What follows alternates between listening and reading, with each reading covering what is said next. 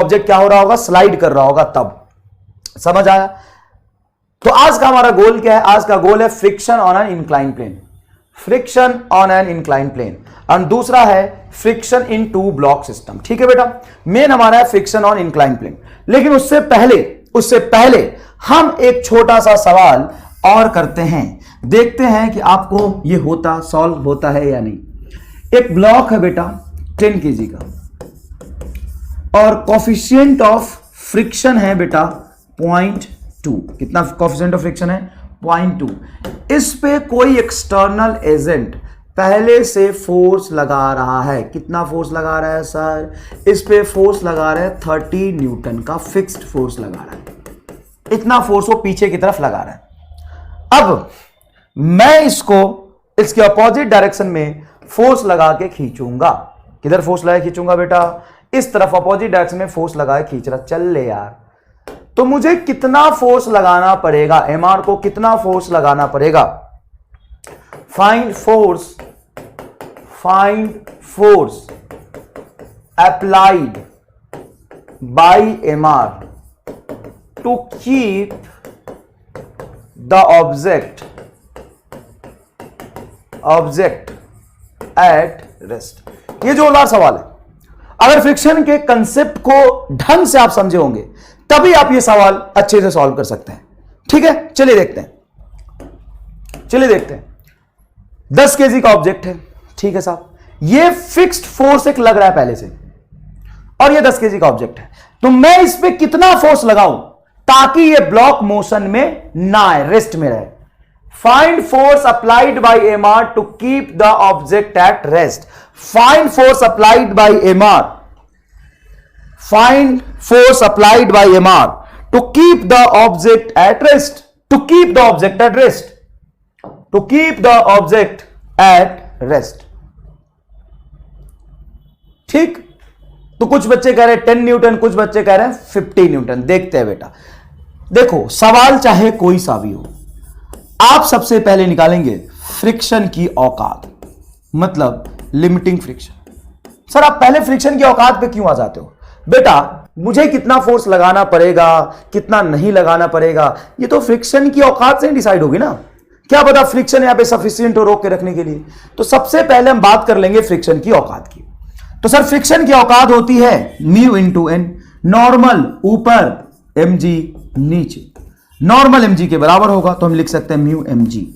Mu की value बोलिए 2/10। मास बताइए सर 10 kg, g बताइए 10। ये कैंसिल हो जाएगा 20 न्यूटन सर। मतलब फ्रिक्शन 20 न्यूटन तक फोर्स लगा के इसको रोक के रख सकता है। अब मैं यहां आता हूं, 10 kg का एफबीडी बनाता हूं। 10 kg के एफबीडी में सबसे पहले ये जो फोर्स लग रहा था पीछे की तरफ, वो फिक्स 30 न्यूटन लगता रहेगा, उसका हम कुछ नहीं कर सकते। तो स्लाइडिंग की टेंडेंसी किधर होगी? स्लाइडिंग की टेंडेंसी बैकवर्ड या फॉरवर्ड? सर पीछे की तरफ, बैकवर्ड। तो फ्रिक्शन इस कांटेक्ट पे आगे की तरफ लग के अपनी पूरी जान लगा देगा इसको रोकने के लिए। अब फ्रिक्शन की पूरी जान कितनी है सर? 20 न्यूटन। फ्रिक्शन की औकात मैक्सिमम 20 न्यूटन है, तो यह फ्रिक्शन एटलीस्ट 20 न्यूटन फोर्स लगा देगा इसको रोक के रखने के लिए, अपनी पूरी जान लगा देगा, पूरी जान।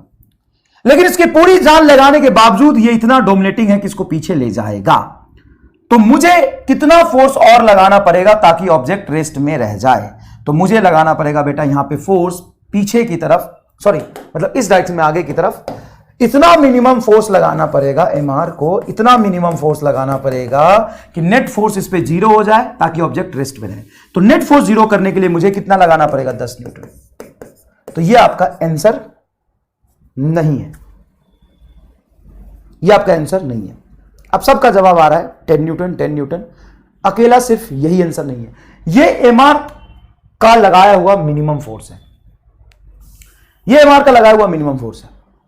अगर मैं ये एज्यूम करता हूं if force applied by MR is equal to 20 newton, ऐसे मैंने एज्यूम किया केस, तो क्या ये ऑब्जेक्ट मोशन में आ जाएगा?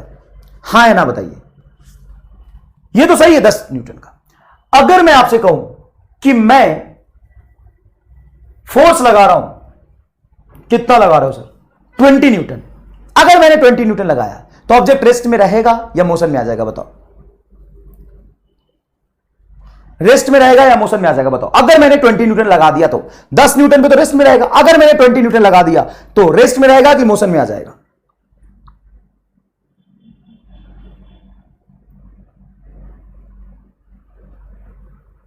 मोशन में आ जाएगा। महाबकलोल, रेस्ट में आ जाएगा सर, रेस्ट में रहेगा। हां, होगा क्या बेटा, अगर मैं 20 न्यूटन फोर्स लगा दूं, देख भाई फ्रिक्शन होता क्या समझना, फ्रिक्शन हमेशा नेट फोर्स को अपोज करता है, उस फोर्स को अपोज करता है जो बॉडी को चलाने की कोशिश कर रहा, हमेशा उसी फोर्स को अपोज करता है। अगर मैं कहा कि मैंने लगा दिया, भाई मेरी मर्जी है, मैं पागल हो गया, मैं 20 न्यूटन फोर्स लगा रहा है ना, फालतू में ऐसे मेहनत कर रहा है ना, दिन भर मैंने कोई काम नहीं किया, मुझे मन कर रहा है, मैं मेहनत करूंगा, मैं मेहनत करूंगा, मेरा मन है, मैं पागल हो गया और मैं फोर्स लगा रहा आपका 20 न्यूटन, ये मारने लगा है, तो इस पे अनबैलेंस फोर्स कितना हो गया सर? 10 न्यूटन पीछे की तरफ। तो फ्रिक्शन तो हमेशा टेंडेंसी ऑफ मोशन को अपोज करता है, फ्रिक्शन तो सेल्फ एडजस्टेबल होता है बेटा। पीछे 30, आगे 20, तो अनबैलेंस 10 हो गया, तो फ्रिक्शन सिर्फ यहां पे 10 न्यूटन लगा के इसको रोक लेगा, और फ्रिक्शन की बिल्कुल क्षमता है कि वो 10 न्यूटन लगा सकता है, फ्रिक्शन की क्षमता है वो 10 न्यूटन लगा सकता है। अगर मानो इफ मैं यहां पे 20 न्यूटन ना लगा के, एक एग्जांपल दिया था 20 न्यूटन का, अगर मैं 40 न्यूटन लगाऊं तो मेरी मर्जी है, मैं 40 न्यूटन लगा रहा, 40 न्यूटन से पहले 30 न्यूटन भी मान ले, चल मेरी मर्जी, मैं 30 न्यूटन लगा रहा,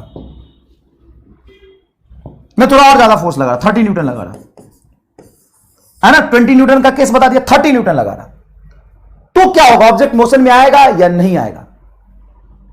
ऑब्जेक्ट मोशन में आएगा या नहीं आएगा? अगर मैंने 30 न्यूटन लगा दिया तो, मैं 30 न्यूटन लगा दिया तो बता, ऑब्जेक्ट मोशन में आएगा या नहीं आएगा?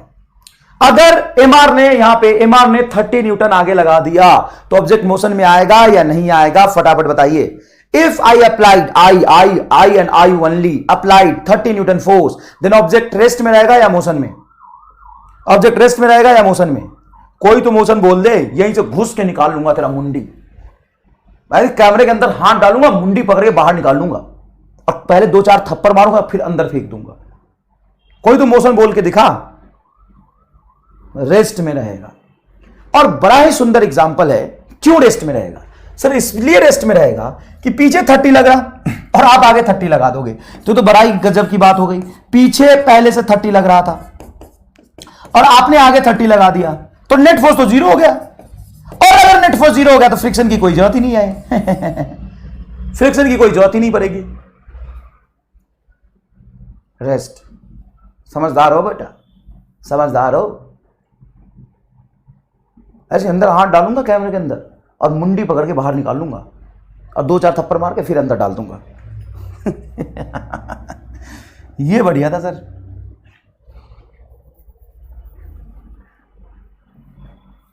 अगर मैंने 30 न्यूटन लगा दिया आगे की तरफ और पीछे भी 30 न्यूटन है तो भी ऑब्जेक्ट रेस्ट में, तो बेटा एक आंसर नहीं आएगा फोर्स अप्लाइड बाय एमआर का, सिर्फ एक आंसर नहीं आएगा, कई सारे आंसर आ सकते हैं। मिनिमम 10 न्यूटन तो लगाना ही पड़ेगा। अगर 10 न्यूटन से कम लगाओगे तो ऑब्जेक्ट मोशन में आ जाएगा। ठीक है, अब क्या करें? अब यहां पे ध्यान से सुनो। अगर मैं 50 न्यूटन लगाऊं तो 50 न्यूटन लगाऊं तो 40 न्यूटन लगाऊं तो धीरे धीरे बढ़ा के 50 न्यूटन तक ले गया। अगर मैं 50 न्यूटन पीछे लगाऊं तो क्या होगा? मान लो एमआर ने 50 न्यूटन आगे लगा लिया और पीछे लग रहा था 30 न्यूटन, तो फ्रिक्शन कहां लगेगा? तो फ्रिक्शन फोर्स हमेशा टेंडेंसी ऑफ मोशन को अपोज कर रहा था। फ्रिक्शन फोर्स हमेशा टेंडेंसी ऑफ मोशन को अपोज करेगा। अगर मैं 50 लगा दूं और पहले से 30 लग रहा था तो फ्रिक्शन कहां लगेगा और कितना लगेगा? बोलो, फ्रिक्शन किधर लगेगा? फ्रिक्शन किधर लगेगा सर? फ्रिक्शन इस बार क्या होगा कि 50 न्यूटन जो आपका फोर्स है, ये भी एक्सटर्नल फोर्स है, ये आगे फॉरवर्ड मोशन की टेंडेंसी डेवलप करेगा, तो ऑब्वियस सी बात है सर फ्रिक्शन पीछे लग जाएगा। और फ्रिक्शन की मैक्सिमम औकात है लगने की 20 न्यूटन, तो फ्रिक्शन मैक्सिमम पीछे 20 न्यूटन लग सकता है। तो टोटल पीछे 20 और ये 30, तो टोटल कितना होगा 50, तो भी ऑब्जेक्ट यहां पे नहीं चलेगा। तो भी ऑब्जेक्ट नहीं चलेगा। अगर मैं 51 न्यूटन लगा दूं तो फ्रिक्शन की मैक्सिमम औकात 20 से ज्यादा नहीं लग सकता, और ये 30 लग रहा था। अब ऑब्जेक्ट क्या हो जाएगा? अगर मैं 51 लगा दिया तो 51, अगर मैं 51 लगा दूंगा तो क्या होगा? 51 लगा दूंगा तो क्या होगा? 51 लगाऊंगा तो क्या होगा? मोशन हो जाएगा। बिल्कुल सही बात है। 51 लगा दूंगा तो क्या हो जाएगा? मोशन हो जाएगा। तो maximum force applied by MR क्या आएगा? Maximum force applied by MR क्या आ जाएगा? 50 न्यूटन। तो अगर मैं 10 न्यूटन से 50 न्यूटन के बीच में फोर्स लगाऊंगा तो ऑब्जेक्ट रेस्ट में रहेगा। तो आपका जो यहां पे आंसर आएगा, क्या आएगा, इसको लिखने की जरूरत नहीं है। मैं एक जोरदार आपको डायरेक्ट एमआर स्टार बता देता हूं। एमआर स्टार क्या बताता? तो देखो, मिनिमम फोर्स क्या होगा? तो मिनिमम फोर्स आपका होगा जो पहले से फिक्स्ड फोर्स लग रहा था उसमें से फ्रिक्शन घटा दो, मतलब लिमिटिंग फ्रिक्शन घटा दो, और ये फोर्स है एमआर का मिनिमम, और मैक्सिमम फोर्स एमआर कितना लगाएगा ताकि ऑब्जेक्ट रेस्ट में रहे, उसमें से जो फिक्स्ड फोर्स है उसमें से लिमिटिंग फ्रिक्शन को ऐड कर दो। एक बार तुम्हारा जो लिमिटिंग फ्रिक्शन है आपका सपोर्ट करेगा ऑब्जेक्ट को रोक के रखने में, और अगर आप ज्यादा समझदारी दिखाएंगे, ऑब्जेक्ट को आगे ले जाना चाहेंगे, तो फ्रिक्शन पीछे चला जाएगा और 30 न्यूटन को सपोर्ट करेगा। तो मिनिमम ये रहा, मैक्सिमम ये रहा, डायरेक्ट आप निकाल सकते हैं। तो यहां पे आंसर क्या जाएगा? 10 से लेके 50 तक। Yes yes yes. तो एक सवाल और करा देता हूं बेटा, ये बहुत बढ़िया सवाल है, तुम समझ गए ना तो समझो फ्रिक्शन का गेम समझ गए, क्योंकि यहां पे बच्चे को बहुत ही ज्यादा कंफ्यूजन होता है। नॉर्मल बच्चे को बहुत ही ज्यादा कंफ्यूजन होता है। म्यू मैं दे देता हूं 0.4, ऑब्जेक्ट है बेटा 5 kg का, ऑब्जेक्ट कितने का है? 5 kg का, और यहां पे फिक्स्ड अमाउंट का एक फोर्स लग रहा है, फोर्स लग रहा है 20 न्यूटन। एफ कितना लग रहा है? 20 न्यूटन। ये फिक्स्ड है, ये क्या है? फिक्स्ड है। सवाल कंप्लीट होने से पहले मुझे आंसर चाहिए। फिक्स्ड है, यहां पे लगाएगा फोर्स, कौन लगाएगा? एमआर लगाएगा। Find force applied by MR, find force applied by MR, find force applied by MR, applied by MR so that object will be at rest। सवाल कंप्लीट होने से पहले मुझे आंसर चाहिए। 0 to 40 न्यूटन, गजब यार। धिन धिन धिन धिन, अरे यार गजब गजब गजब, मजा ही आ गया भाई, मुझे मोक्ष मिल गया एकदम। 0 न्यूटन से बड़ा और 40 न्यूटन से 20-20 40 अंश, 40 न्यूटन से छोटा। This is your correct answer. 0 से 40 न्यूटन। सैल्यूट है साहब, दोनों हाथों से, दोनों हाथों से सैल्यूट है तुम्हें, जोरदार निकाला तुमने बिल्कुल। 0 क्योंकि 20 न्यूटन ही इसका लिमिटिंग फ्रिक्शन होगा। फ्रिक्शन क्या होगा? 20 न्यूटन है, तो मैं कोई फोर्स ना लगाऊं तो भी इस 20 न्यूटन को अकेला फ्रिक्शन टॉलरेट कर लेगा, टॉलरेट कर लेगा। बिल्कुल सही जवाब है आपका, बिल्कुल सही जवाब है। चलिए अब अपने ओरिजिनल गोल की तरफ आते हैं। Friction force on an incline plane. देखो बेटा, friction force on an incline plane का थोड़ा सा फील मैंने आपको लास्ट लेक्चर में भी दिया था। वो कहां गया जिससे मैं friction force on incline plane पढ़ाता हूं? देख इधर, ये इंक्लाइन प्लेन है, देख ये क्या है बेटा? इंक्लाइन प्लेन है, और यहां पे है आपका ये ब्लॉक। क्या ये इंक्लाइन प्लेन है? नहीं सर, ये काहे का इंक्लाइन प्लेन? ये तो हॉरिजॉन्टल सरफेस है सर। ये क्या है? हॉरिजॉन्टल सरफेस है, और यहां पे एक ब्लॉक रख दिया। ये हॉरिजॉन्टल सरफेस है, यहां पे मैंने ब्लॉक रख दिया। ठीक है, ओके सर, बढ़िया बढ़िया लगा सर, बढ़िया, एकदम मजेदार, जोरदार। क्या ये इंक्लाइन प्लेन है? नहीं सर, ये हॉरिजॉन्टल सरफेस है। ये क्या है? हॉरिजॉन्टल सरफेस है। ठीक है, अब मैं इसको धीरे धीरे ऊपर उठा रहा, तो जैसे ही मैं धीरे धीरे ऊपर उठाऊंगा तो क्या इसमें टेंडेंसी ऑफ मोशन डेवलप होगा अलोंग द इंक्लाइन प्लेन? हां तो क्यों? हां तो क्यों? क्या इसमें टेंडेंसी ऑफ मोशन डेवलप होगा जैसे मैं इसको थोड़ा टेढ़ा कर दूं तो? यदि हां तो क्यों? Yes then why? फ्रिक्शन की वजह से टेंडेंसी ऑफ मोशन डेवलप होगा। कौन है ये गजोधर? अरे गजोधर कहां से आया तू? अरे भैया गजोधर, टेंडेंसी ऑफ मोशन कौन डेवलप कर रहा? बताओ, मैं तुमसे जवाब जानना चाहता हूं। टेंडेंसी ऑफ मोशन कौन डेवलप करना चाह रहा? ग्रेविटी। थप्पड़ मारूंगा घूम जाएगा। ग्रेविटी का एक कंपोनेंट, ढंग से बोल, mg। रामलाल, mg का एक कंपोनेंट mg साइन थीटा। अगर कोई इंक्लाइन प्लेन है और उसको तुम थोड़ा सा टेढ़ा करोगे तो उसमें mg का एक कंपोनेंट ही है, mg का एक कंपोनेंट है जो इसमें टेंडेंसी ऑफ मोशन डेवलप करेगा। हां सर, अब सुनो ध्यान से। अब मैं कर रहा इसको टेढ़ा, यहां पे ध्यान से देखना। तो सर ये चला क्यों नहीं mg साइन थीटा से? इसलिए नहीं चला क्योंकि रफ सरफेस, फ्रिक्शन उसको रोक रहा होगा। हां सर, फ्रिक्शन उसको रोकेगा। अब मैं इसको धीरे धीरे टेढ़ा कर रहा हूं, थोड़ा सा नजरें इस इंक्लाइन प्लेन पे डालिए, है ना, नजरें थोड़ा सा इंक्लाइन प्लेन पे रखिए। अब मैं धीरे धीरे इसको टेढ़ा कर रहा हूं। क्या मैं एंगल ऑफ इंक्लिनेशन बढ़ा रहा हूं? हाँ सर, बढ़ा तो रहे हो धीरे धीरे, लेकिन तब भी ब्लॉक चल तो ना पा रहा। थोड़ा और बढ़ाता हूं, नहीं चला सर। थोड़ा और बढ़ाता हूं, नहीं चला सर। थोड़ा और बढ़ाता हूं, नहीं चला सर। थोड़ा और बढ़ाता हूं, नहीं चला सर। अब चलने की स्थिति में आ गया थोड़ा थोड़ा। ओहो, देखो चल गया। तो जैसे जैसे मैं इसका एंगल ऑफ इंक्लिनेशन बढ़ा रहा था, फिर से देख सकते हैं आप, फिर से देख सकते हैं आप, मैं एंगल ऑफ इंक्लिनेशन बढ़ा रहा हूं, एंगल ऑफ इंक्लिनेशन बढ़ा रहा हूं, बढ़ा रहा हूं। ओ बड़ी जल्दी है तुम्हें चलने की बे, शांत रहे। थोड़ा एंगल ऑफ इंक्लिनेशन बढ़ने से बढ़िया तो फिर चल लेना। बहुत जल्दी है यार, इसको चलने का, हटा इसको हटा। लो अपने फोन के साथ करता हूं। फोन बढ़िया चीज है, फोन बढ़िया।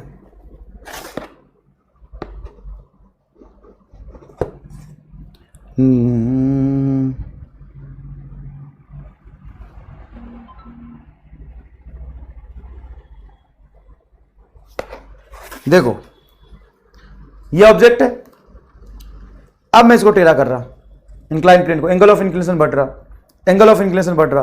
देखो ऑब्जेक्ट नहीं चला, नहीं चला, नहीं चला, नहीं चला, धीरे धीरे एंगल ऑफ इंक्लिनेशन बढ़ रहा, नहीं चला, नहीं चला, नहीं चला, एक पर्टिकुलर एंगल पे आके चल जा रहा है। उसी पर्टिकुलर एंगल को हम कहते हैं एंगल ऑफ रिपोज। उसी पर्टिकुलर एंगल को हम कहते हैं एंगल ऑफ रिपोज। क्लास ले रहा हूं, नोट्स कनेक्टिंग हो रहा। उसी एंगल को हम कहते हैं एंगल ऑफ रिपोज। चलो देखो इधर कहां गया, ये देखो angle of repose. Angle of repose क्या होता है समझिएगा। एंगल ऑफ रिपोज क्या होता है? It is the maximum, theta से रिप्रेजेंट करते हैं, इसको हटाओ, अल्फा अल्फा क्यों लेना, थीटा लेते हैं। It is the maximum angle of inclination theta. It is the maximum angle of inclination theta of a rough inclined plane with horizontal such that block kept on it remains at rest। Maximum angle जहां तक object rest में रह सकता है उसको हम कहते हैं एंगल ऑफ इंक्लिनेशन। अब इसको दूसरी भाषा में यह भी कहेंगे कि वो मैक्सिमम एंगल जहां तक ऑब्जेक्ट रेस्ट में रह सकता है, वो मैक्सिमम एंगल जहां तक, क्लास ले रहा हूं, क्लास है ना, 1.5 घंटे बाद मिलेगा आपको।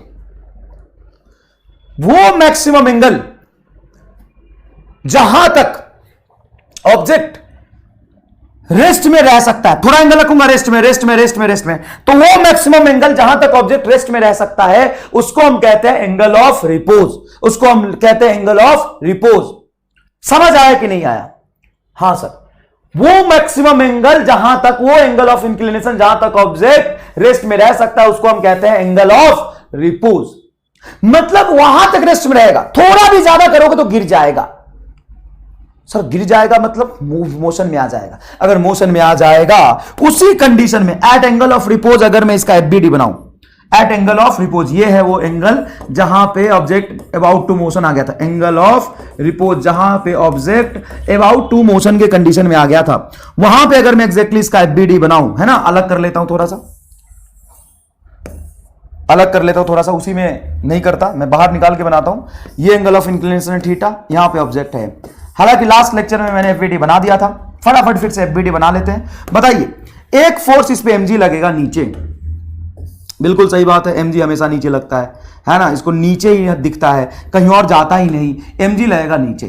दूसरा बेटा नॉर्मल लगेगा perpendicular to the incline plane, normal यहां लगेगा। एमजी का एक कंपोनेंट आएगा नीचे, एमजी का एक कंपोनेंट आएगा नॉर्मल के एग्जैक्टली अपोजिट, है ना, perpendicular to the incline plane. और बेटा फ्रिक्शन कहां आएगा, बेटा फ्रिक्शन कहां आएगा, फ्रिक्शन यहां आएगा ऊपर की तरफ। सर आपको कैसे पता कि फ्रिक्शन ऊपर की तरफ ही आएगा? क्योंकि ये जो mg का एक कंपोनेंट है इधर theta angle mg cos theta, वो तो बस नॉर्मल की वजह से आया है, या यू कहो कि mg cos थीटा की वजह से नॉर्मल आया है perpendicular to the incline plane.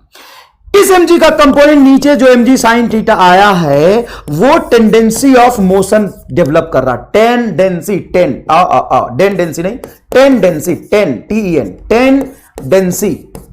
Of motion develop कर रहा। तो जिधर टेंडेंसी ऑफ मोशन होगा उसके अपोजिट डायरेक्शन में फ्रिक्शन होगा, उसके अपोजिट डायरेक्शन में क्या होगा, फ्रिक्शन होगा। अरे टेंडेंसी अबे रामलाल, टेंडेंसी ऑफ मोशन कौन डेवलप कर रहा, टेंडेंसी ऑफ मोशन कौन डेवलप कर रहा, टेंडेंसी अरे टेंडेंसी कौन डेवलप कर रहा, टेंडेंसी सर, टेंडेंसी ये डेवलप कर रहा है mg sin थीटा। इसके अपोजिट डायरेक्शन में फ्रिक्शन क्या करेगा सर, फ्रिक्शन इसको रोकने की कोशिश करेगा, फ्रिक्शन चाहेगा कि ये स्लाइड ना करे। फ्रिक्शन के जीवन का एक ही उद्देश्य है, लिख लो, फ्रिक्शन के जीवन का एक ही उद्देश्य। तुम बताओ, तुम्हें क्या लगता है फ्रिक्शन के जीवन का क्या उद्देश्य है, क्या चाहता है अपने जीवन से, क्या चाहता है फ्रिक्शन? फ्रिक्शन जहां भी होगा, जहां भी दो चीजों जो चिपकेगी, जहां पे कांटे की वजह से इंटरलॉकिंग बनेगा, और फ्रिक्शन के जीवन का उद्देश्य क्या है? टेंडेंसी, बहुत बढ़िया, टेंडेंसी के आगे बढ़ा। फ्रिक्शन के जीवन का उद्देश्य क्या बता?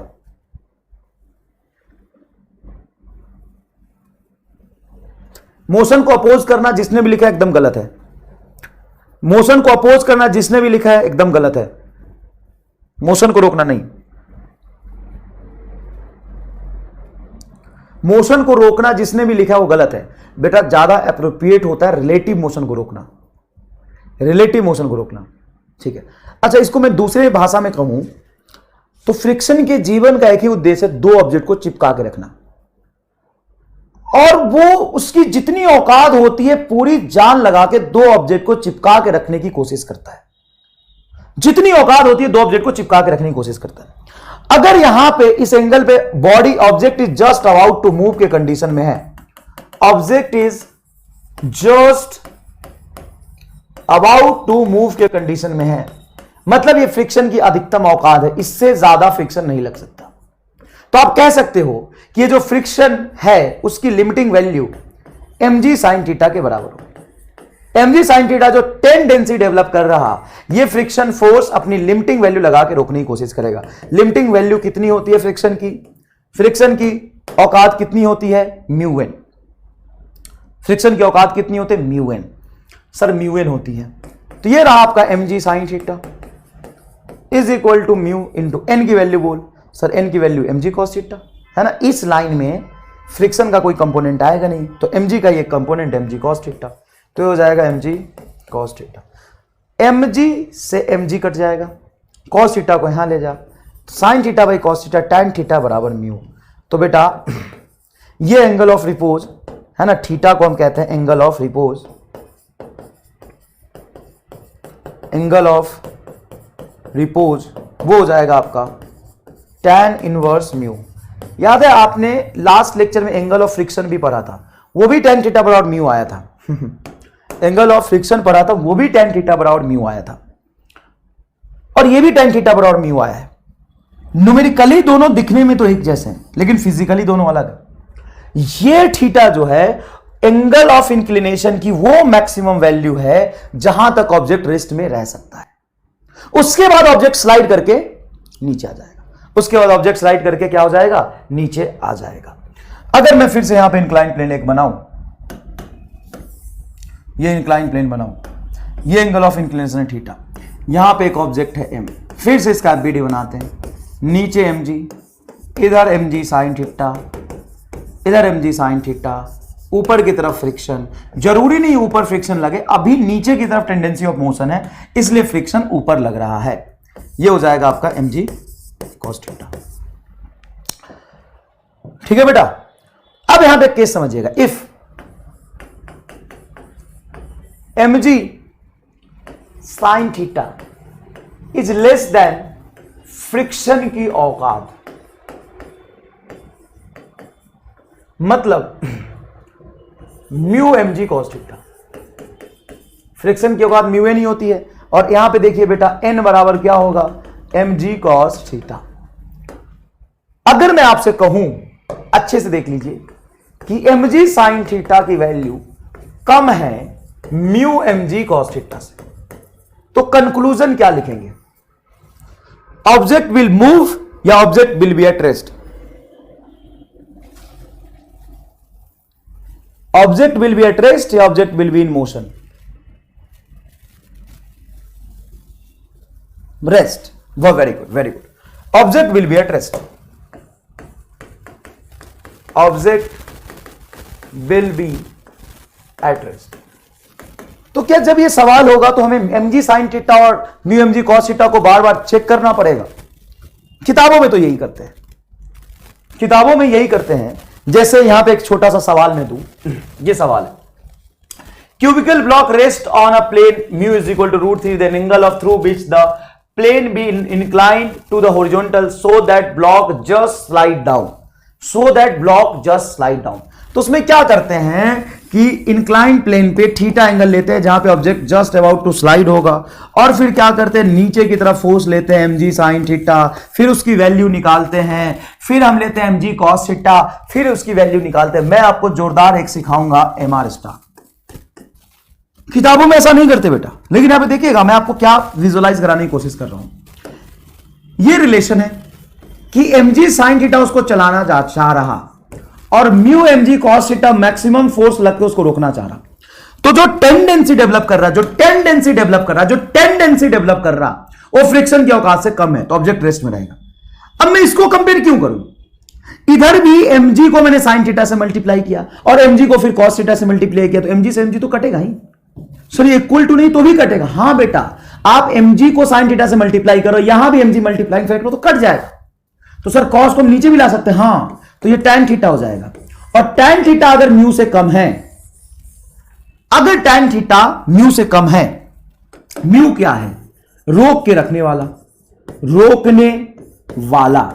कौन है ये? रोकने वाला। और जितना ज्यादा एंगल होगा tan थीटा की वैल्यू उतनी ज्यादा होगी, ये है चलाने वाला, चलाने वाला। अब हम ये मजदूरी नहीं करेंगे, ये वाली चीज हम कंपेयर नहीं करेंगे, ये एक बार हमने लिखा बस समझने के लिए। अब हम सीधा क्या देखेंगे, जो पहले केस 1 आया था पिछले वाले स्लाइड पे, ध्यान से देखो इस वाले स्लाइड पे, कि tan थीटा बराबर म्यू है तो object is just about to move. अब मैं यहां आपको सिखाने जा रहा कि अगर म्यू बराबर tan थीटा है, मतलब म्यू रोकने वाला और tan थीटा चलाने वाला, तो object is just about to move, object is just about to move. अब मैं सीधा देखूंगा tan थीटा म्यू से अगर कम है, tan थीटा ज्यादा है, तो object is eight rest, object is at rest, बात खत्म। और ऑब्जेक्ट रेस्ट में है तो एक्सीलरेशन क्या हो जाएगा? 0। और फ्रिक्शन क्या हो जाएगा? सर फ्रिक्शन स्टैटिक हो जाएगा। फ्रिक्शन कैसा हो जाएगा? स्टैटिक हो जाएगा। फील करो यहां से। अब तीसरा केस, अब कौन सा केस देखेंगे बेटा? नेक्स्ट केस समझना, केस 3। अगर mg sin थीटा फ्रिक्शन की औकात से ज्यादा है, मतलब म्यू mg cos थीटा से ज्यादा है, मतलब टेंडेंसी ऑफ मोशन ज्यादा है mg sin थीटा, तो क्या होगा? Object is in motion. Sir object पक्की बात है मोशन में आ जाएगा, पक्की बात है ऑब्जेक्ट क्या हो जाएगा? मोशन में आ जाएगा। अगर ऑब्जेक्ट मोशन में आ जाएगा तो सर mg से mg कटेगा, हां mg से mg कटेगा, cos को नीचे ले आओ तो ये हो जाएगा tan theta. tan theta is greater than mu. Object का चलना और रुकना ऑब्जेक्ट के मास पे डिपेंड नहीं करता है। अब जब तुमसे सवाल पूछा जाए तो टेंडेंसी ऑफ मोशन को आप mg sin थीटा समझेंगे कि टेंडेंसी ऑफ मोशन सिर्फ tan थीटा से डिफाइन करेंगे? मैं जो कह रहा हूं उसको ध्यान से समझिए। टेंडेंसी ऑफ मोशन के लिए आपको कंसेप्ट पता है कि हां tendency of motion mg sin theta develop कर रहा है, वो बात ठीक है। लेकिन जब आपसे सवाल पूछा जाए तो टेंडेंसी ऑफ मोशन देखने के लिए आप पूरा का पूरा mg sin थीटा देखेंगे और आम बच्चों की तरह मजदूरी करेंगे कि आप डायरेक्टली सिर्फ tan थीटा देखेंगे। और tan थीटा अगर म्यू से ज्यादा हो गया तो पक्की बात है ऑब्जेक्ट मोशन में आएगा। ऑब्जेक्ट मोशन में आएगा तो फ्रिक्शन कैसा लगेगा? काइनेटिक लगेगा। फ्रिक्शन कैसा लगेगा? काइनेटिक लगेगा। यहां पे एक्सीलरेशन ऑब्जेक्ट की नॉट इक्वल टू 0 होगी, कुछ ना कुछ एक्सीलरेशन होगा ऑब्जेक्ट। सिर्फ क्या देखेंगे? tan थीटा देखेंगे। तो अब मैं उन तीनों केस को एक साथ समराइज करता हूं, है ना? जो फाइनली आपको पढ़ा है मैं एक साथ लिखता हूं। पहला केस 1, जब भी इंक्लाइंड प्लेन का सवाल आएगा, बोलो क्या चाहिए बबुआ, का चाहिए? इंक्लाइंड प्लेन के सवाल में तुमको क्या चाहिए? मजदूरी चाहिए कि हमारा स्टार चाहिए? बताओ। अरे बोलो बोलो बबुआ, का चाहिए? मजदूरी चाहिए कि हमारा स्टार चाहिए? सर हमारा स्टार चाहिए। तो सुन, पहला केस, अगर tan थीटा और म्यू बराबर है तो ऑब्जेक्ट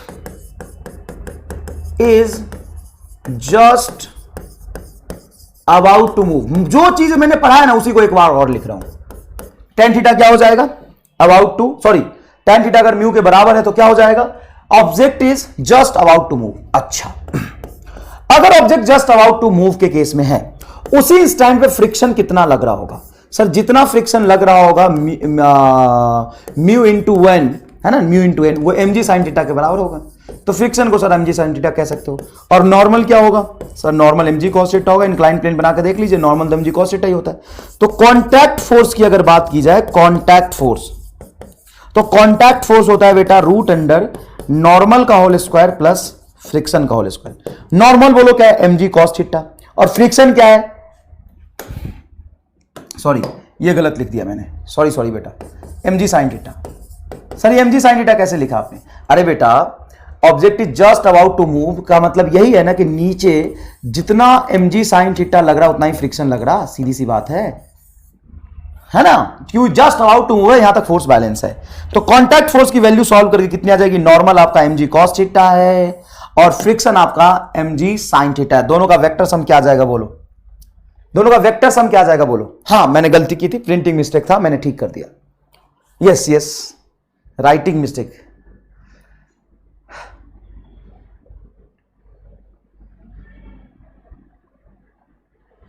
क्या आ जाएगा? mg।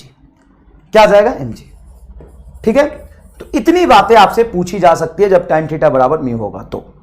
ठीक है साहब। Case 2, mg sin theta. हाँ mg sin थीटा वाला गेम गया अब। सिर्फ और सिर्फ tan theta. tan theta is less than mu. बताओ, ऑब्जेक्ट इज मूविंग और eight rest? Object is at rest, क्योंकि म्यू ज्यादा है मतलब इंटरलॉकिंग ज्यादा है, वो चिपका के रख लेगा। ऑब्जेक्ट इज एट रेस्ट, पक्की बात है, ऑब्जेक्ट इज एट रेस्ट। अब अगर ऑब्जेक्ट रेस्ट पे है, अब अगर ऑब्जेक्ट रेस्ट पे नहीं चल रहा, ऑब्जेक्ट का रेस्ट पे चल ही नहीं रहा साहब, रेस्ट पे। अगर बेटा ऑब्जेक्ट रेस्ट पे है तो आप यहां पे कह सकते हो कि सर जो फ्रिक्शन एक्सेलरेशन जो होगा वो क्या होगा? 0, ऑब्जेक्ट चलेगा ही नहीं। तो फ्रिक्शन कैसा होगा बोलो? फ्रिक्शन कैसा होगा? ये जो फ्रिक्शन होगा उसका नेचर कैसा होगा? लिमिटिंग, काइनेटिक या स्टैटिक?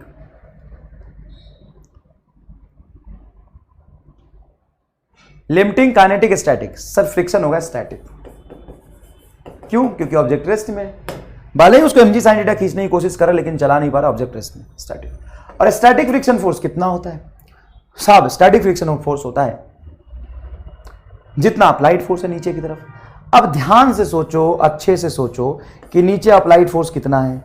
सर नीचे अप्लाइड फोर्स है mg sin थीटा। तो ऊपर जो फ्रिक्शन लगेगा इस बार वो स्टैटिक लग रहा, तो स्टैटिक फ्रिक्शन म्यूएन लिख दूं कि mg sin थीटा लिखूं? बोलो, म्यूएन लिखूं कि mg sin थीटा लिखूं? सर देखो mg sin थीटा होना चाहिए क्योंकि ऑब्जेक्ट रेस्ट पे है ना, तो स्टैटिक फ्रिक्शन जितना नीचे होगा उतना लगेगा। ये अपनी औकात के बराबर फ्रिक्शन नहीं लगाएगा, ये तो फ्रिक्शन इसलिए लगाएगा इसको रोक के रख ले, mg sin थीटा लगाएगा। अच्छा, इधर जो नॉर्मल लग रहा वो किसको बैलेंस करेगा? mg cos थीटा को बैलेंस करेगा। तो यहां पे कांटेक्ट फोर्स कितना होगा? कांटेक्ट फोर्स, क्योंकि आप कह रहे हो कि नॉर्मल होगा mg cos थीटा,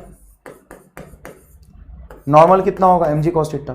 तो कॉन्टैक्ट फोर्स होता है बेटा root under normal mg cos theta का whole square plus friction mg sin theta का होल स्क्वायर। बताओ ये कितना आ जाएगा सॉल्व करके, सॉल्व करके कितना आ जाएगा, फिर से सॉल्व करके ये mg ही आ जाएगा, फिर से सॉल्व करके क्या आ जाएगा, mg ही आ जाएगा।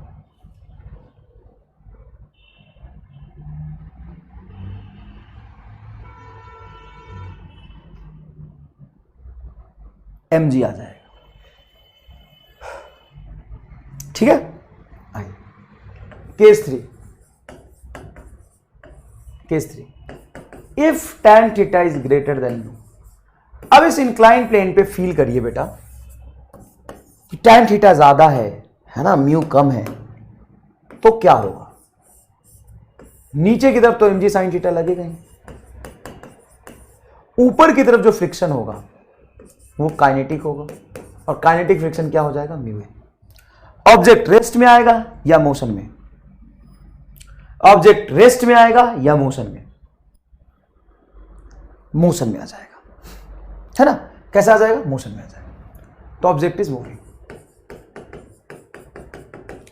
अब ऑब्जेक्ट मूविंग होगा, कहां मूविंग होगा, on incline plane, on incline.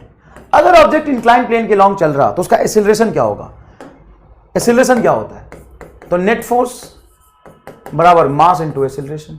तो एक्सीलरेशन बराबर हो जाएगा नेट फोर्स बटा मास। अब इंक्लाइन प्लेन के लॉन्ग नेट फोर्स देखेंगे तो नीचे की तरफ लग रहा net force mg sin theta, और ऊपर की तरफ लग रहा म्यू mg cos थीटा, क्योंकि नॉर्मल mg cos थीटा होगा, ये म्यू n को mg cos थीटा रखेंगे बटा ये मास m। अब यहां से मास कॉमन निकाल ले तो ये मास से मास कैंसिल हो जाएगा, तो एक्सीलरेशन आ जाएगा बेटा g sin theta minus mu g cos theta. ये होगा सर इसका नेट एक्सीलरेशन, है ना। जब tan थीटा ज्यादा होगा तो क्या होगा, tan थीटा ज्यादा होगा तो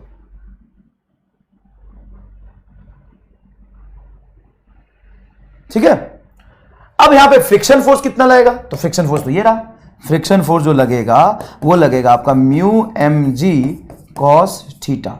अच्छा नॉर्मल कितना लगेगा, mg cos थीटा।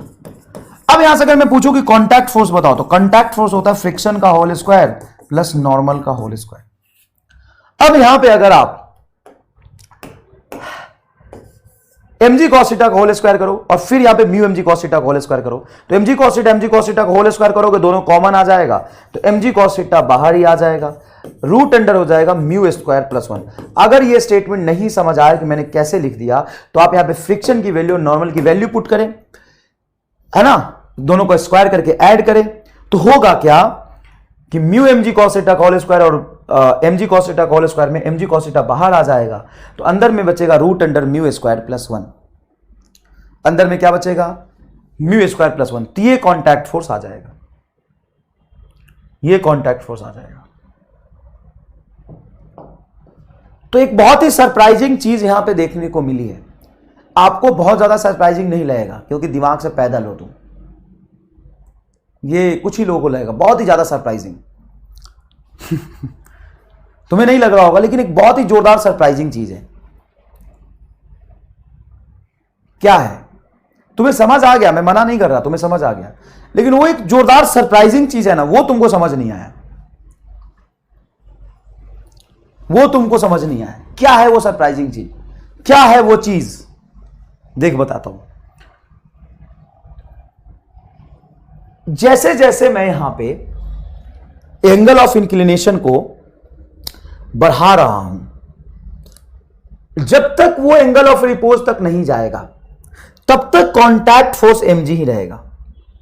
तब एक किसी ने लिखा है contact force same in 1 and 2 सही है, contact force is same in 1 and 2। मतलब अगर मैं तुम्हें यहां पे सवाल पूछूं ना, एक बहुत ही जोरदार सवाल है, ये आईआईटी में पूछा गया था, नीट वाले इससे दूर ही रहते हैं, है ना, नीट वाले बच्चे नहीं पढ़ते हैं इसको। यहां पे अगर मैं एंगल ऑफ इंक्लिनेशन थीटा बोलता हूं, कोफिशिएंट ऑफ फ्रिक्शन इसका है म्यू, और यहां पे ब्लॉक रख दिया, और मैंने आपसे बोला कि contact force versus angle of inclination के बीच ग्राफ बनाए कैसा बनेगा, contact force and angle of inclination के बीच ग्राफ बनाए कैसा बनेगा। तो आपको पता है ग्राफ कैसा बनता है, ग्राफ ऐसा बनता है, कॉन्टैक्ट फोर्स कांस्टेंट रहता है एंगल ऑफ रिपोज तक, एंगल ऑफ रिपोज तक, angle of repose, angle of repose क्या होता है, theta is equal to tan inverse mu, tan theta की वैल्यू जब म्यू के बराबर होती है, उसके बाद डिक्रीज होने लगता है, और डिक्रीज होने का फॉर्मूला ये होता है mg cos theta root under mu square plus 1, तो mu square plus 1 constant, mg cos constant है, तो cos थीटा के वेरिएशन के साथ डिक्रीज होता है, उसके बाद क्या होने लगता है, ये डिक्रीज होने लग जाता है ना। तो cos थीटा ग्राफ कैसा होता है सर, तो एंगल ऑफ रिपोज के बाद देखना है इसका ग्राफ कुछ इस तरीके से डिक्रीज होने लगता है, और एग्जैक्टली जब थीटा 90 डिग्री हो जाता है तो कॉन्टैक्ट फोर्स जीरो ही हो जाता है। क्यों, क्योंकि मान लो कि कोई इस पे दबाने वाला एक्सटर्नल एजेंट तो नहीं है, मतलब एक्सटर्नल एजेंट कहने का मतलब कोई ऐसा तो नहीं है ना कि इस इंक्लाइन प्लेन पे ब्लॉक को रख के इसको अंदर की तरफ दबा रहा हो, ऐसा तो है नहीं। अब मान लो ये इंक्लाइन प्लेन मैंने लिया और ये मैंने अपना फोन लिया, ये मैंने अपना फोन लिया और ये इंक्लाइन प्लेन लिया, जैसे जैसे एंगल ऑफ इंक्लिनेशन बढ़ाता जाऊंगा कॉन्टैक्ट फोर्स mg रहेगा, कॉन्टैक्ट फोर्स mg रहेगा, कॉन्टैक्ट फोर्स mg रहेगा, कॉन्टैक्ट फोर्स mg रहेगा, और जब ये चलना शुरू कर देगा ना तो कॉन्टैक्ट फोर्स कम होने लगेगा,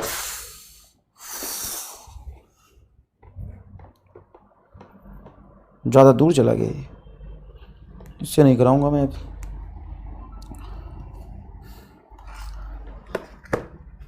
सुनो ध्यान से, हुआ क्या कि अगर मैं एंगल 90 कर दूं तो उससे पहले ही चल गया, वैसे एंगल 90 करके अगर मैं इसको छोड़ दूं तो देखो कॉन्टैक्ट फोर्स जीरो हो जाएगा। फील आया कि नहीं आया,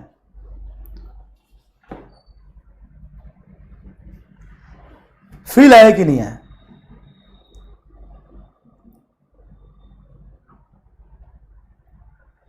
तो बेटा कॉन्टैक्ट फोर्स देखिए, जब ऑब्जेक्ट रेस्ट में है तो भी कॉन्टैक्ट फोर्स mg आ रहा, जब तक ऑब्जेक्ट अबाउट टू मूव की कंडीशन में है तब तक कॉन्टैक्ट फोर्स mg है, उसके बाद कॉन्टैक्ट फोर्स कम होते होते फिर क्या हो गया, जीरो हो गया, है ना। Draw graph between contact force and angle of inclination, angle of inclination, है ना। तो इसमें तुम्हें पीएचडी नहीं करना, इसमें बस कंसेप्ट समझना है, इसमें बस कंसेप्ट समझना है कि कॉन्टैक्ट फोर्स कांस्टेंट कैसे रह गया। तो बेटा कॉन्टैक्ट फोर्स कांस्टेंट इस वजह से है क्योंकि कॉन्टैक्ट फोर्स का मतलब होता है vector sum of normal reaction and friction force, vector sum of normal reaction and friction force, vector sum of normal reaction and friction force. Sir phone use करो, ऐसा है गरीब आदमी का जब कुछ नुकसान होता है ना तो दुनिया ऐसी मजे लेती है। हंस लो बेटा हंस लो, कोई बात नहीं, है ना, हमारा नुकसान हो रहा तुम हंस लो। अब चलो सवाल सॉल्व करते हैं अब हम क्या करेंगे बेटा, सवाल सॉल्व करेंगे। अब हम क्या करेंगे, सवाल सॉल्व करेंगे। सुनिएगा ध्यान से। Cubical block rests on a plane of mu is equal to √3. The angle through which the plane be inclined to horizontal so that block just about to slide. देखो block just about to slide कब होता है, जब tan theta mu होता है। जब tan theta क्या होता है, mu होता है, तो object is just about to slide होता है। म्यू की वैल्यू √3 दिया है तो म्यू की वैल्यू √3 रख दो। tan थीटा बराबर √3, theta is equal to 60 degree. बोलो चमका कि नहीं चमका। पता है बाकी लोग कैसे करते इस सवाल को, या तुम किसी भी किताब में देखना इस सवाल का सॉल्यूशन कैसा होता है। बच्चा कहता है सर फ्रिक्शन समझ आ गया लेकिन इंक्लाइन प्लेन पे फ्रिक्शन समझ नहीं आ रहा है। वो ऐसे करते हैं कि ये mg है तो नीचे mg sin थीटा होगा, फिर ऊपर फ्रिक्शन होगा, ये म्यू n होगा, ये म्यू mg cos थीटा होगा, तो जब ये इसके बराबर आ जाएगा तो सब यहाँ पे वैल्यू पुट करते फिर इसको ये बराबर करते फिर चलाते हैं। मैंने तुम्हें एक ब्रह्मास्त्र दिया है, तुम्हें कुछ नहीं देखना सवाल में क्या पूछा है, कुछ नहीं देखना। जैसे मैंने पिछले क्लास में आपको एक MR स्टार स्टेप बताया था कि फ्रिक्शन के सवाल को कैसे सॉल्व करते हैं, तो उसमें मैंने क्या समझाया था, मैंने उसमें समझाया था कि फ्रिक्शन की औकात पहले निकालो। इंक्लाइंड प्लेन पे फ्रिक्शन का जब भी सवाल होगा, इंक्लाइंड प्लेन पे फ्रिक्शन का जब भी सवाल होगा, आप सीधा सीधा पहले म्यू और tan थीटा का रिलेशन देखेंगे। क्या देखेंगे बेटा, म्यू और tan थीटा का रिलेशन देखेंगे। समझ आया, चमका। आगे देखिए, आगे आगे आगे। The tension T in a string shown in a figure. Mu की वैल्यू है 0.7, देखिएगा ध्यान से। म्यू की वैल्यू है 0.7 और एंगल ऑफ इंक्लिनेशन है 30 डिग्री। एंगल ऑफ इंक्लिनेशन है 30 डिग्री।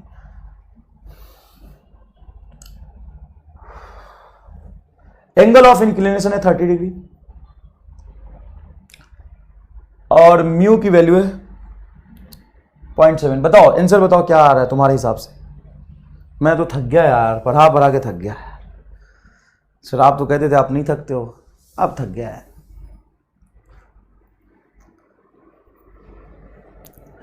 क्या लग रहा क्या होगा आंसर? बच्चे कह रहे सर बी होगा, तुम गधे हो एकदम। टेंशन पूछा है तो सबसे पहले देखो कि इंटरलॉकिंग की वजह से, इंटरलॉकिंग टूट के ये अबाउट टू मोशन के कंडीशन में है या मोशन होगा कि रेस्ट होगा। तो ध्यान से सुन, ऐसा है कि म्यू है तेरा 0.7, सॉरी, और tan 30 डिग्री, tan थीटा की वैल्यू देखें tan 30 डिग्री, tan 30 डिग्री 1/√3 ये आता है कुछ 0.58 के आसपास। मतलब tan 30 डिग्री, जो tan 30 डिग्री है उसकी वैल्यू म्यू से कम है, मतलब म्यू ज्यादा है। अगर म्यू ज्यादा है तो ऑब्जेक्ट रेस्ट पे रहेगा, मतलब ऑब्जेक्ट में स्लाइडिंग की जितनी भी इंटेंशन थी वो फ्रिक्शन खत्म कर देगा। तो तुम यहां पे रस्सी बांध के क्या कर लोगे बे? रस्सी बांध के भी क्या कर लोगे? तुम्हें पता है कि ऑब्जेक्ट का जो इंटरलॉकिंग है वो टूटा ही नहीं।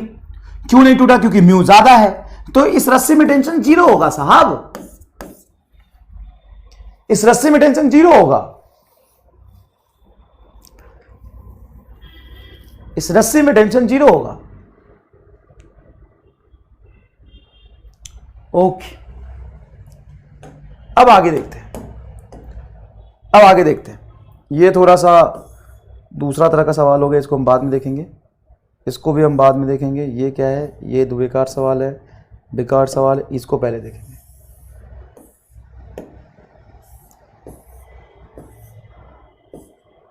इसको भी हम पहले देखेंगे, इसको भी हम पहले देखेंगे। दोनों अलग अलग है कि सेम है? अरे एक ही सवाल दो बार टाइप कर दिया यार, एक ही सवाल दो बार टाइप कर देते हैं, देख रहे हो? इतने फुर्सत में है भाई साहब, अखंड फुर्सत में एक ही सवाल दो दो बार टाइप कर देते हैं, जोरदार फुर्सत में। ये समझ आ गया? चलो ये देखो, a block of mass 10 kg, देखिएगा ध्यान से, block of mass 10 kg kept on a fixed rough surface mu is equal to 0.8, inclined plane of the angle of inclination is 30 degree, then frictional force acting on the block। अगर तूने मेरा concept सीखा है, अगर तूने हमारा star सीखा है, सवाल खत्म होने से पहले तू आंसर बता सकता है, सवाल खत्म होने से पहले आंसर बता सकता है। चल शुरू करते हैं, चलो शुरू करते हैं, बताओ, है ना? इस सवाल का आंसर बताओ। थोड़ा सा पानी पी लेता हूं, पानी भी नहीं है पीने के लिए।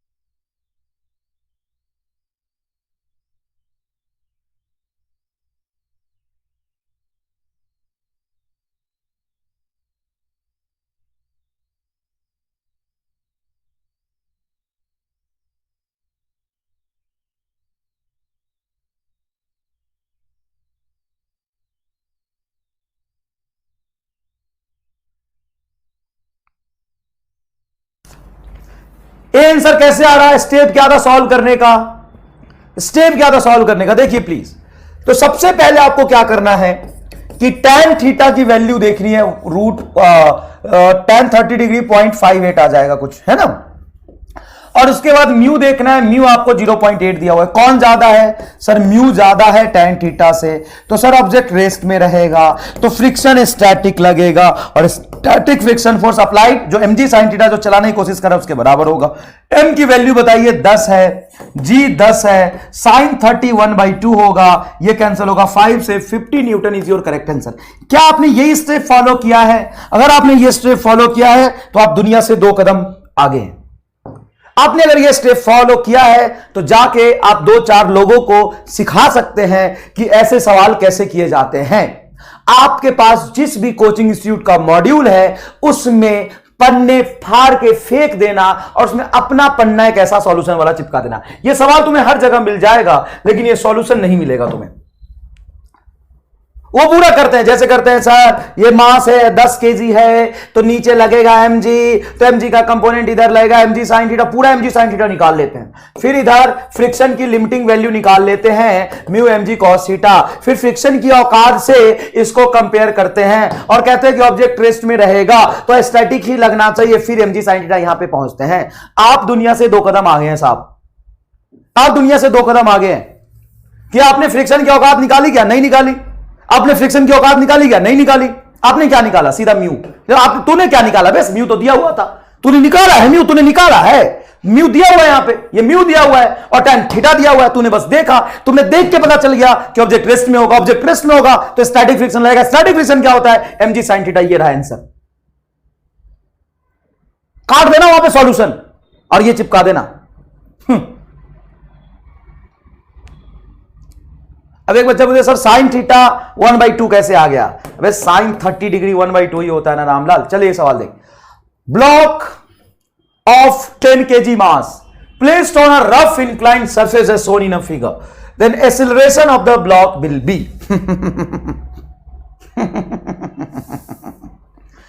क्या मजाक है? सवाल है कि मजाक है? मोजा आ गया सर, मोजा। सवाल है कि मजाक है? सवाल है कि मजाक है? बता आंसर बता।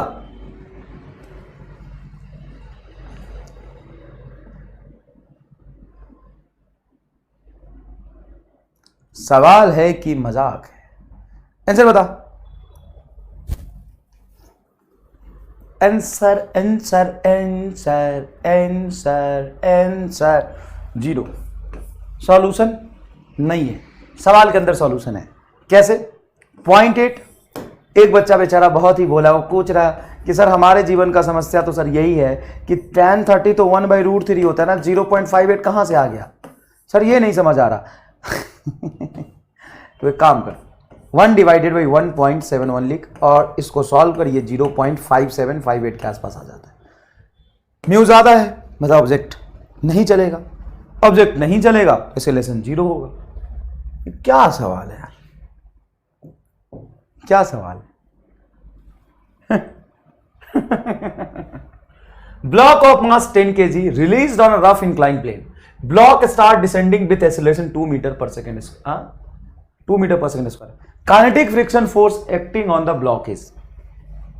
Kinetic friction force acting on a block is. ऐसा है, ये 10 kg का ब्लॉक है और नीचे इसका net acceleration 2 metre per second square दिया। सुनो बेटा ढंग से, बोला है कि नीचे जा रहा है तो ऑब्वियस सी बात है कि mg की वजह से इसका एक्सेलरेशन नीचे की तरफ होता है g sin थीटा और ऊपर की तरफ हो जाएगा म्यू g cos थीटा। बेटा आपने यहां पे जब ऑब्जेक्ट मोशन में रहेगा तो आपने निकाला था ना सर, कहां निकाला था? एक्सेलरेशन क्या निकाला था? जब ऑब्जेक्ट नीचे चल रहा हो, कहां जा रहा होगा? नीचे जा रहा होगा, तो एक्सेलरेशन यही तो होगा g sin theta minus mu g cos theta. अच्छा g sin theta minus mu g cos theta एक बार और निकाल दे तो कोई दिक्कत नहीं। देख नीचे फोर्स mg sin थीटा, मास हटा दे तो एक्सेलरेशन नीचे g sin थीटा, और ये तो यहां पे नेट एक्सेलरेशन नीचे की तरफ ये आपको दिया हुआ है, लेकिन ये भी आपको यूज नहीं करना क्योंकि ऐसे करोगे तो लंबा चला जाएगा। तो सर क्या करें? एक बात बताओ, तुमसे क्या पूछा है? सर मेरे से पूछा काइनेटिक फ्रिक्शन फोर्स कहां लगेगा? ऊपर की तरफ काइनेटिक फ्रिक्शन फोर्स लगेगा और नीचे की तरफ लगेगा mg sin थीटा। तो ऐसे लिखो, नीचे वाला force mg sin theta minus kinetic friction बराबर मास इंटू एक्सीलरेशन। हाँ सर ये ठीक है, ये ठीक है। नेट फोर्स बराबर मास इंटू एक्सीलरेशन। m की वैल्यू बोल 10, g की वैल्यू बोल 10, साइन 30 बोल 1/2 माइनस काइनेटिक फ्रिक्शन फोर्स मुझे पूरा का पूरा निकालना है, बराबर मास बोल 10 इंटू एक्सीलरेशन बोलो 2। तो ये कटेगा यहां से बेटा, तो ये 5 आ जाएगा, ये होगा 50 और ये 20, तो 50 minus 20 is equal to F K. तो F K is equal to 30 newton is your correct answer. Sir वो भी तो सही था, net acceleration g sine theta minus mu g cos theta होता, तो सर यहां से हमें ए की वैल्यू दिया हुआ था, जी रख देते, यहां से म्यू निकाल लेते, फिर म्यू निकालने के बाद एम जी कॉस थीटा निकालते, मजदूरी हो जाता बेटा। आपको समझ आया कि नहीं आया बता दीजिए, B is your correct answer. ठीक है साहब, आगे चलते हैं। नेक्स्ट देखिए, block of mass 1 kg, block of mass 1 kg is projected from the lowest point up along the inclined plane, up along the inclined plane। इस inclined plane के ऊपर मैंने एक m मास के ऑब्जेक्ट को v वेलोसिटी से project कर दिया। then retardation experienced by the block is, retardation experienced by the block is, ऐसा है बेटा, ऐसा है कि इंक्लाइन प्लेन है, इसके बॉटम से मैंने एक ब्लॉक को ऊपर फेंक दिया, ऐसे देख, दिखा तुम्हें मैंने कैसे फेंका, ऐसे फेंक दिया, ऐसे ऐसे एकदम जोरदार तरीके से फेंक के दिखाता हूं, प्रोजेक्टाइल के साथ साथ मजे आ जाएंगे एकदम। देखना जोरदार तरीके से दिखाऊं, दिख रहा है कि नहीं दिख रहा, देख ऐसे ऐसे देख, अब मैं फेंक रहा हूं इसको, देखना एकदम प्रोजेक्टाइल हो जाएगा, देखना। तो ये ऊपर स्लाइड करके जाएगा, कहां स्लाइड करके जाएगा, ऊपर। अरे प्रोजेक्टाइल नहीं हुआ यार, ये नॉर्मल इंक्लाइन प्लेन के लॉन्ग जाएगा। अरे यार अब देख कब हो जाएगा ये, अरे मजे नहीं आए, बढ़िया प्रोजेक्टाइल नहीं हुआ। लेकिन मुझे जो कंसेप्ट सिखाना तो वो ये सिखाना है कि जब ये ऊपर जाएगा तो mg sin थीटा किधर लगेगा, नीचे। अब फ्रिक्शन कहां लगेगा बोलो, फ्रिक्शन कहां लगेगा बताओ, फ्रिक्शन कहां लगेगा बोलो, फ्रिक्शन कहां लगेगा बताओ,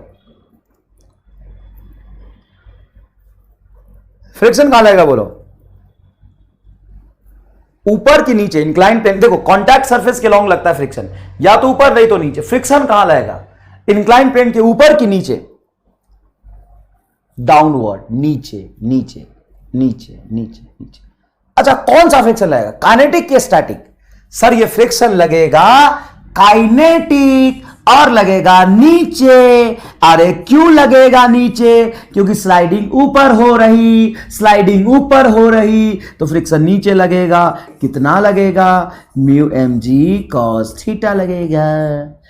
तो नीचे की तरफ नेट फोर्स कितना हो गया, नेट फोर्स हो गया आपका m g sine theta plus mu m g cos theta. Force बराबर होता है मास इंटू एक्सीलरेशन, तो मास डिवाइड कर दो तो ये एम से एम कट जाएगा, रिटार्डेशन हो जाएगा जी sine theta plus mu g cos theta. Sir यहाँ पे टैन थीटा और म्यू नहीं देखोगे, नहीं बेटा, यहां पे ऑब्जेक्ट को रख थोड़ी ना रहा हूं, ये तो फेंक रहा है ऊपर ऑब्जेक्ट को। यहां पे टैन थीटा और म्यू कंपेयर नहीं करना, लिख देता हूं, नहीं तो तुम हो महा दिमाग से पैदल, हर जगह टैन थीटा और म्यू को कंपेयर कर लोगे।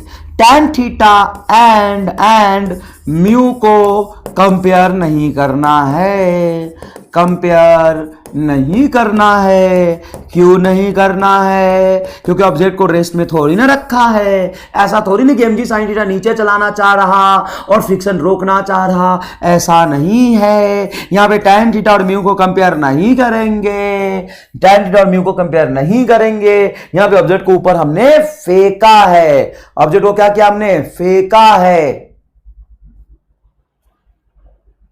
ठीक है, तो बताए एक्सीलरेशन क्या होगा sir, g sine theta plus mu g cos theta.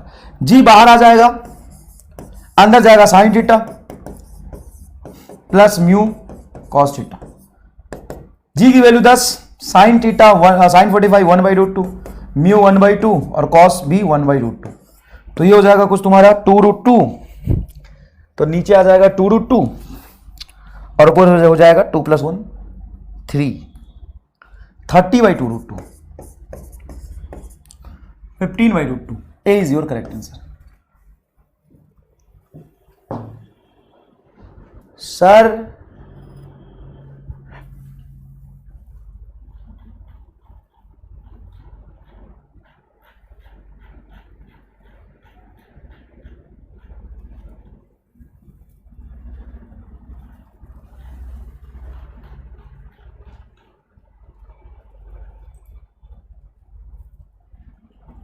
Yes, A is your correct answer. एक बच्चे का डी आ रहा। स्मूथ सरफेस थोड़ी ना बेटा, स्मूथ भी होता तो mg sin थीटा तो नीचे चलता ही। नेक्स्ट देखिए, block moving up and incline plane at angle 30 degree, block moving up and incline plane at angle 30 degree with a velocity of 5 metre per second, stop after 0.5 second, then coefficient of friction will be. सुनिएगा ध्यान से, ये जो block है वो ऊपर जा रहा है with velocity 5 metre per second, 5 metre per second से ऊपर जा रहा था,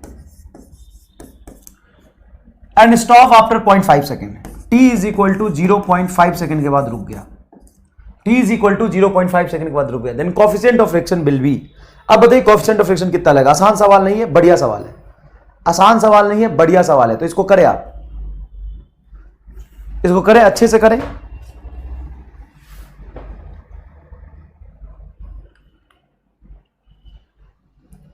अच्छे से करिए।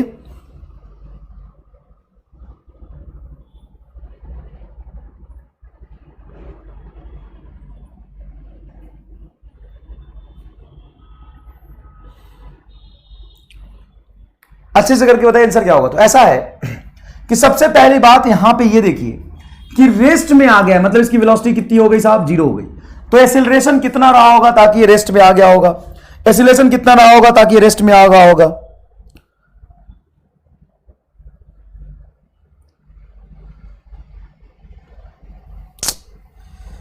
अरे यार,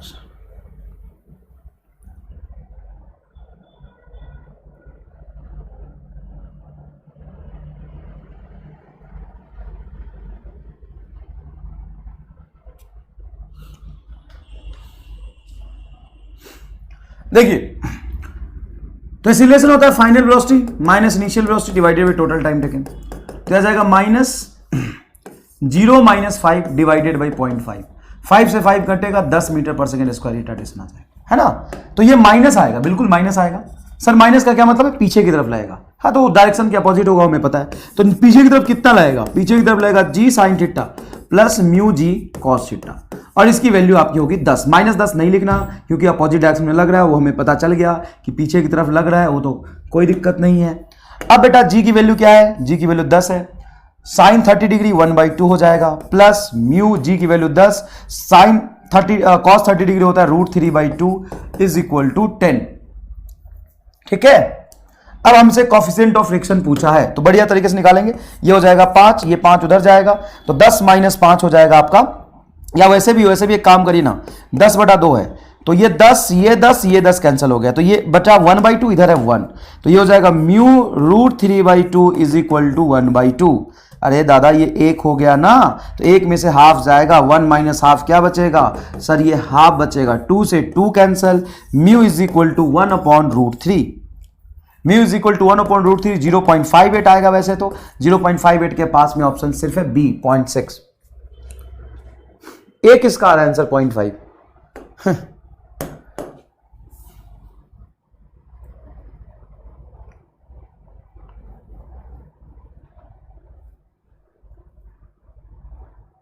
अच्छा, कई बच्चे इसमें कहते हैं कि यहां पे सर ऐसे भी तो लिख सकते हो, tan थीटा बराबर म्यू, और सर थीटा 30 डिग्री है तो यहां से आ जाएगा। नहीं, ये गलत अप्रोच है। सर गलत क्या है इसमें? गलत ये है कि अबाउट टू मूव का कंडीशन यहाँ पे हो जरूरी थोड़ी ना, म्यू इतनी ही आए जरूरी थोड़ी ना। अगर यहाँ पे वेलोसिटी कितने देर में रेस्ट में आ गया था? 0.5 सेकंड में। अगर 0.4 सेकंड में आ जाता तो आंसर ये आता क्या? ये तो इत्तेफाक है कि 0.58 आ गया है, लेकिन हर बार ऐसा है, ये जरूरी नहीं है।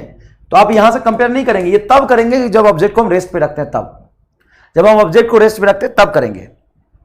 ठीक है, जब ऑब्जेक्ट को रेस्ट पे रखते हैं तब ये लगाएंगे। ये डायरेक्ट लगा के अगर आप 0.6 ला रहे हैं तो गलत है, आप ये डायरेक्ट नहीं लगा सकते। नेक्स्ट देखिएगा,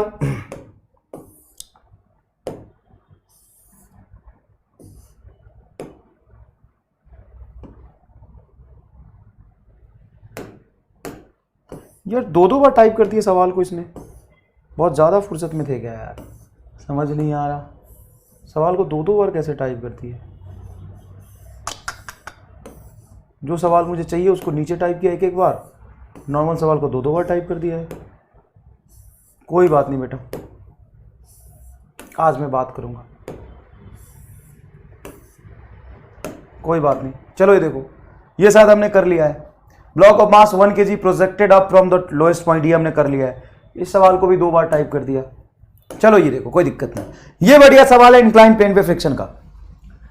the ratio of acceleration of block A placed on a smooth incline plane. अच्छा बेटा, ब्लॉक को अगर मैं स्मूथ इंक्लाइन प्लेन पे प्लेस कर दूं, कोएफिशिएंट ऑफ म्यू 0 है। Incline plane with block B placed on a rough incline plane. Block B को हमने रफ इंक्लाइन प्लेन पे प्रोड्यूस किया, इसका कोएफिशिएंट ऑफ फ्रिक्शन कुछ होगा mu.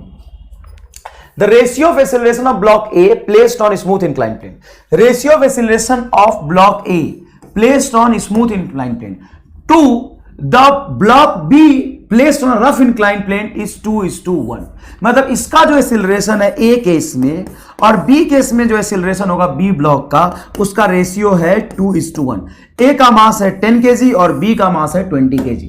Then coefficient of kinetic friction between block B and the inclined plane. Coefficient of kinetic friction between B and inclined plane will be, B and inclined plane के बीच में coefficient of kinetic friction क्या होगा, ये आपसे पूछा है। ठीक है, चलिए सवाल को सॉल्व करते हैं थोड़ा सा ध्यान से। पहले केस में एक्सीलरेशन कितना होगा सर? पहले केस का एक्सीलरेशन बड़ा आसान है, जी साइन थीटा होगा सर। क्यों होगा मुझे बता सकते हैं आप? इसका एक्सीलरेशन इंक्लाइन प्लेन पे जी साइन थीटा क्यों होगा, बता सकते हैं आप? हाँ सर बिल्कुल बता सकते हैं, क्योंकि इस पे एम जी साइन थीटा नीचे लगेगा और एम जी साइन थीटा है उसको एक्सीलरेट करा के लाएगा। एम जी साइन थीटा को मास से डिवाइड कर दो, जी साइन थीटा इसका एक्सीलरेशन हो जाएगा। बिल्कुल सही है। लेकिन सर इस केस में क्या होगा कि नीचे लगेगा आपका mg sin थीटा और ऊपर लगेगा आपका friction force mu mg cos theta. तो बी केस का जो एक्सीलरेशन आएगा वो आएगा g sin theta minus mu g cos theta. Sir यहां पे tan थीटा और म्यू से आपने कंपेयर क्यों नहीं किया? tan थीटा और म्यू से कंपेयर इसलिए नहीं करेंगे क्योंकि तो बोल रहा है कि एक्सीलरेशन का रेशियो दिया है। ऑब्जेक्ट रेस्ट में थोड़ी ना, तो चल रहा है। ऑब्जेक्ट क्या कर रहा है? चल रहा है ना? तो इन दोनों केस के एक्सीलरेशन को डिवाइड कर दीजिए। ये बेटा आपका जी साइन थीटा डिवाइडेड बाय ये आया आपका जी sine theta minus mu g cos theta. और दोनों ही केस में एक्सीलरेशन का रेशियो में दिया है 2:1, तो ये लिख दीजिए 2:1। यहां पे ध्यान से जी कॉमन निकाल के कैंसिल करेंगे, कैंसिल हो जाएगा। अच्छा ये भी 45, ये भी 45, साइन 45 और कॉस 45 की वैल्यू सेम होती है, तो यहां से साइन थीटा भी कॉमन निकालेंगे, ये भी कैंसिल हो जाएगा। तो यहां पे कुछ नहीं बचेगा, इधर 1 ले आओ और यहां पे बचेगा तुम्हारा 1 माइनस म्यू, इसको इधर ले आओ। तो देखो इसको 1 ऊपर ले जाओगे, 1 इज इक्वल टू ये वाला फैक्टर यहां लाओ, तो ये है 1 माइनस म्यू इंटू 2, क्योंकि सब कुछ कैंसिल हो गया तो 1 माइनस म्यू बचाना अकेला यहां पे, तो ये रिलेशन आएगा। तो सर एक काम करते 2 को इधर ले जाते हैं, हाँ 1/2 is equal to 1 minus mu को इधर ले जाओ, हाफ को इधर ले आओ, तो mu is equal to 1 minus half is equal to 1/2, मतलब 0.5 इज योर करेक्ट आंसर। बच्चे सदियों तक ये सवाल पूछते रहते हैं, सर आपने यहां पे ये कॉस थीटा को साइन थीटा से साथ कॉमन निकाल के ऊपर के साथ कैसे कैंसिल कर दिया sir? Sine theta cos theta की वैल्यू सेम थोड़ी ना होती है। बिल्कुल होती है, अगर एंगल 45 डिग्री हो तो, है ना? तो यहां से साइन थीटा को मैंने बाहर निकाला, कॉस थीटा और साइन थीटा की वैल्यू सेम आएगी, इसीलिए यहां पे साइन थीटा से साइन थीटा और कॉस थीटा कैंसिल हो गया। म्यू की वैल्यू आई है आपकी 0.5। समझ आया नहीं आया बताइए? Yes yes yes, A is your correct answer. A block of mass m placed on an inclined plane of angle of inclination theta. Slide down the plane with constant speed. Then coefficient of kinetic friction between block and inclined plane is. Coefficient of kinetic friction ऐसा है, अगर ये constant speed से चल रहा तो पक्की बात है कि नीचे की तरफ जो भी फोर्स लग रहा होगा mg sin थीटा, ऊपर की तरफ फ्रिक्शन से बैलेंस हो जाएगा, वो लगता है म्यू इंटू ए। तो सर ये तो बड़ा आसान है, म्यू इंटू tan थीटा होगा, ये रहेगा आपका। Then coefficient of kinetic friction between the block mu is equal to tan theta हो जाएगा। क्यों? क्योंकि बेटा इस पे नेट फोर्स क्या होना चाहिए? 0 होना चाहिए। तो रेस्ट में हो या कांस्टेंट वेलोसिटी से चल रहा हो, दोनों ही केस में नेट फोर्स क्या होना चाहिए? 0। ऑब्जेक्ट रेस्ट में हो या कांस्टेंट वेलोसिटी से चल रहा हो, दोनों ही केस में नेट फोर्स क्या होना चाहिए? 0। तो क्या पूछा है? Coefficient of kinetic friction between block and inclined plane. अच्छा, sorry, C is not your correct answer, C is not your correct answer, क्योंकि mu is equal to tan theta होगा, mu is equal to tan theta होगा। Then coefficient of kinetic friction between block and, सही तो है mu बराबर tan theta? अरे सही तो है। ये कौन है रामलाल टाइप बच्चे जो डी बोल रहे हैं सर? मैं तुम्हारे बहकावे में आ गया, आई एम सॉरी। ये गलत है, ये tan इनवर्स थीटा क्या होता है भाई? ये कोई फंक्शन थोड़ी ना होता है। डी गलत है यार, है ना? मुझे लगा कि मैंने कुछ गलती कर दिया होगा। ऐसे कौन लिखता है? tan थीटा बराबर म्यू है ना, तो थीटा बराबर tan इनवर्स म्यू होगा ना, अगर होगा भी तो। ये थोड़ी ना होता है tan इनवर्स थीटा, तो गलत लिखा है, पता नहीं क्या लिखा है, फालतू लिखा है, बकवास लिखा है, बेकार लिखा है, घटिया लिखा है। म्यू बराबर tan theta, C is your correct answer. Mu बराबर tan theta, C is your correct answer, C is your correct answer. चलिए ये सवाल देखिएगा, बहुत बढ़िया सवाल है बेटा, ये सवाल देखिएगा, बहुत बढ़िया है ना? ये सवाल देखिए, the figure shows horizontal force F1 is applied on a block. Horizontal force F1 is applied on a block, but the block does not slide. जब मैंने ये F1 horizontal force लगाया है, block does not slide. Then as the magnitude of vertical force F2, फिर मैंने ऊपर vertical force F2 लगाया, which is increases from 0, then block began to slide. Then correct statement is. तो आराम से correct statement पढ़ के बताइए, पढ़िए बेटा, करेक्ट स्टेटमेंट पढ़िए, करेक्ट स्टेटमेंट पढ़ के बताइए आराम से।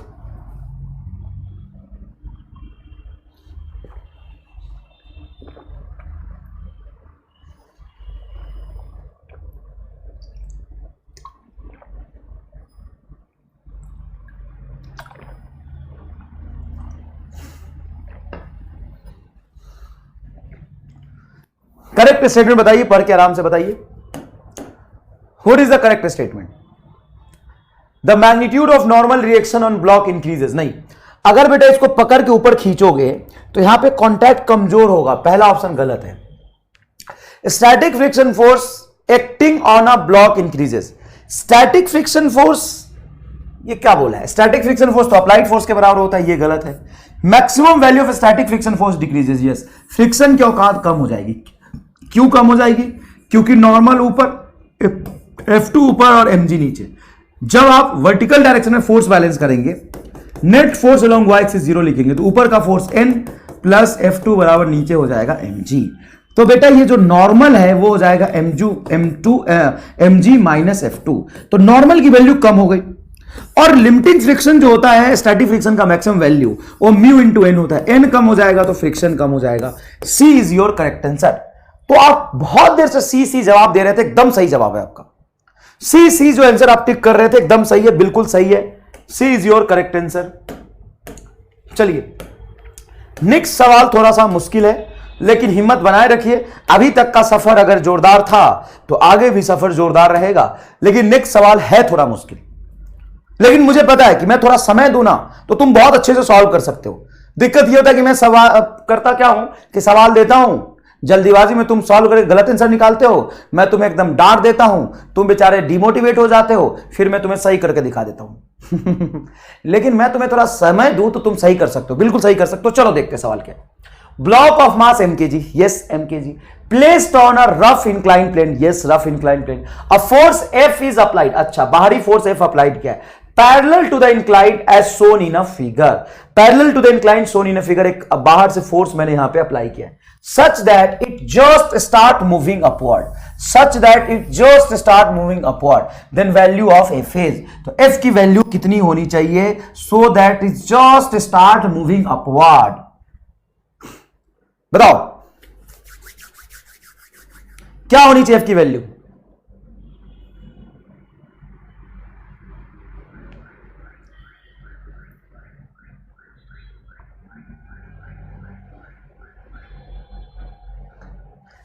क्या बात कर रहे हो? हंसू की रो समझ नहीं आ रहा मुझे, सबका आंसर सही है। इतना अच्छा पढ़ाया क्या मैंने यार? मुझे यहां सवाल सॉल्व करने की जरूरत ही नहीं पड़ रही, जबकि ये फ्रिक्शन का सबसे मुश्किल सेक्शन है, friction force on inclined plane. गजब ही कर दिए भाई साहब, गजब ही कर दिए। इतिहास के पन्नों में नाम लिखा जाएगा, पीडब्ल्यू के बैचेस के इतिहास के पन्नों में तेरा नाम लिखा जाएगा कि एक ऐसा भी बैच था साहब जो इंक्लाइन प्लेन पे फ्रिक्शन के सवाल बहुत ही रफ्तार में सॉल्व कर लेता था। गजब ही यार, तुम अपने जूनियर्स को सिखाओगे। अगले साल क्या होगा कि जब बच्चे आएंगे ना 11th वाले, तो तुम्हारा ही रिवीजन क्लास उसमें लगवा दिया करेंगे। रिवीजन क्लास, बैकलॉग क्लास जो होता है ना, तुम्हारा ही लगवा दिया करेंगे। तुम ही जाना पढ़ाने के, आओ इधर आओ, हम पढ़ाएंगे। अब देख इधर ऐसा है, किसने बोला है such that it just start moving upward, just start moving upward, मतलब ऊपर जाने की इसकी टेंडेंसी डेवलप हो गई है ना, टेंडेंसी ऑफ मोशन अपवर्ड हो गया, टेंडेंसी का किधर हो गया, tendency of motion, tendency of motion किधर हो गया, टेंडेंसी ऑफ मोशन अपवर्ड हो गया, अपवर्ड हो गया, मतलब इसका टेंडेंसी ऑफ मोशन ऊपर की तरफ है। सर अगर टेंडेंसी ऑफ मोशन ऊपर की तरफ है तो फ्रिक्शन नीचे लगेगा, सही बात है। और mg sin थीटा को तो दुनिया इधर से उधर हो जाए mg sin थीटा नीचे ही लगेगा, दुनिया इधर से उधर हो जाए mg sin थीटा तो नीचे ही लगेगा।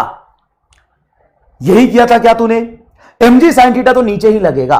तो सर ऊपर वाला force, net force along inclined zero होना चाहिए, अलोंग इंक्लाइंड जीरो होना चाहिए। तो जितना ऊपर वाला फोर्स है F उतना ही नीचे फोर्स हो जाएगा mg sin theta.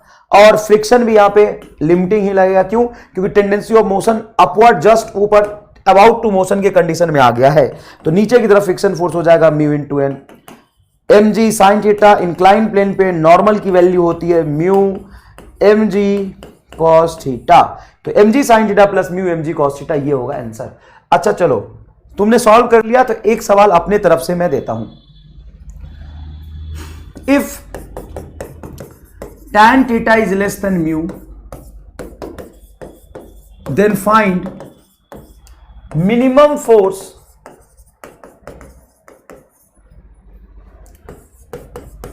applied, no, tan theta is greater than mu, then find minimum force applied on block to keep the block at rest, to keep the block at rest। ये incline plane है, angle of inclination theta है, यहां पे block के मास रख दिया। अब बताओ अगर tan थीटा म्यू से ज्यादा है तो ऑब्जेक्ट चलेगा कि रुकेगा, फटाफट बताइए, ऑब्जेक्ट चलेगा कि रुकेगा। सर tan थीटा अगर म्यू से ज्यादा तो पक्की बात है ऑब्जेक्ट चल जाएगा। Then find minimum force applied on block to keep the block at rest. Find minimum force applied on block to keep the block at rest. इस ब्लॉक को रेस्ट में रखने के लिए मैं कितना फोर्स लगाऊं, हाँ चलेगा ना, तो उसको रेस्ट में रखने के लिए मैं कितना फोर्स लगाऊं। If tan is greater than mu, then find minimum force applied on block to keep the block at rest। पक्की बात ये चल रहा होगा, स्लाइड कर जाएगा, तो मुझे फोर्स लगाना पड़ेगा इसको रेस्ट में रखने के लिए, तो कितना फोर्स लगाऊं, ये सवाल है। हाँ चल जाएगा, लेकिन मुझे नहीं चलने देना ना, पूछा है find minimum force applied on the block to keep the block at rest. तो सबसे पहले बताओ कि फोर्स किधर लगाऊं, ऊपर की तरफ कि नीचे की तरफ।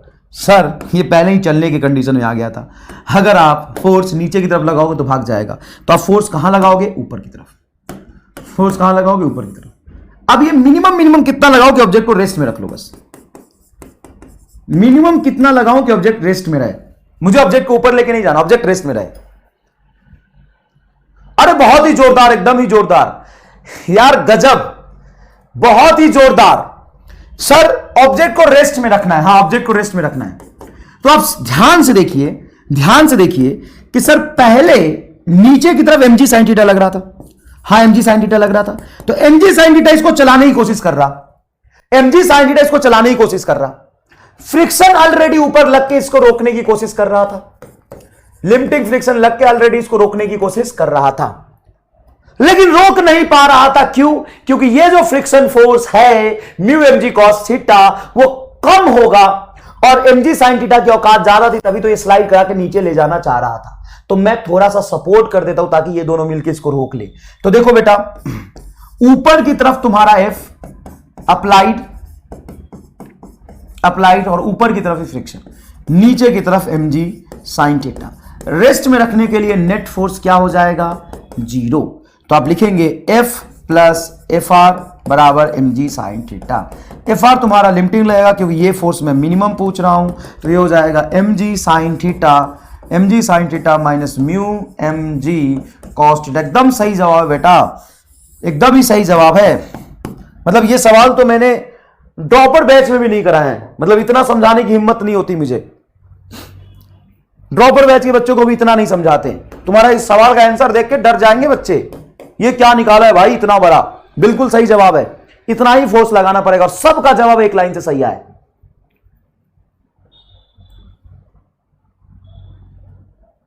सबका जवाब एक लाइन से सही है, बिल्कुल सही है। चलो जब कर ही जाओ तो आओ मैदान में आ जाओ, मजे आ रहे हैं मुझे भी भैया जब मुझे मजे आने लगता है ना तो दिक्कत हो जाती है लोगों को। ये थीटा है और ये एम है। If tan theta is less than mu, then find minimum force, then find minimum force to move this object.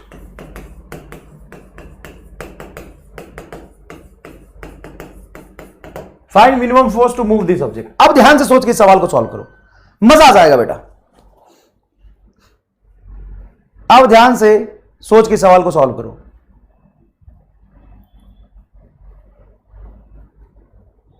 Zero को एक पता नहीं नशा कर लिया है, वो लगातार 0 0 टाइप किए जा रहा है, पागल हो गया एकदम देख, इफ tan थीटा, ओहो सही बोल रहा, नहीं, if tan theta is less than mu then find minimum force required to move this object,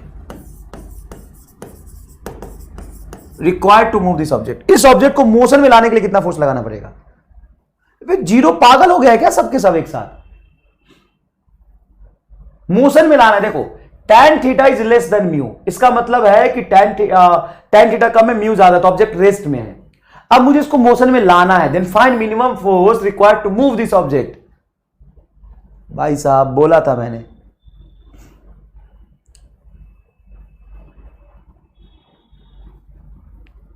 कौन टाइप कर रहा है जीरो? गलत है बेटा। क्या जीरो कह के क्या बताना चाहते हो? सर क्योंकि ये रेस्ट में रहेगा, म्यू ज्यादा तो रेस्ट में रहेगा, तो रेस्ट में थोड़ी ना रहना है। Minimum force required to move this object, इसको मोशन में लाने के लिए मिनिमम फोर्स कितना लगाना पड़ेगा?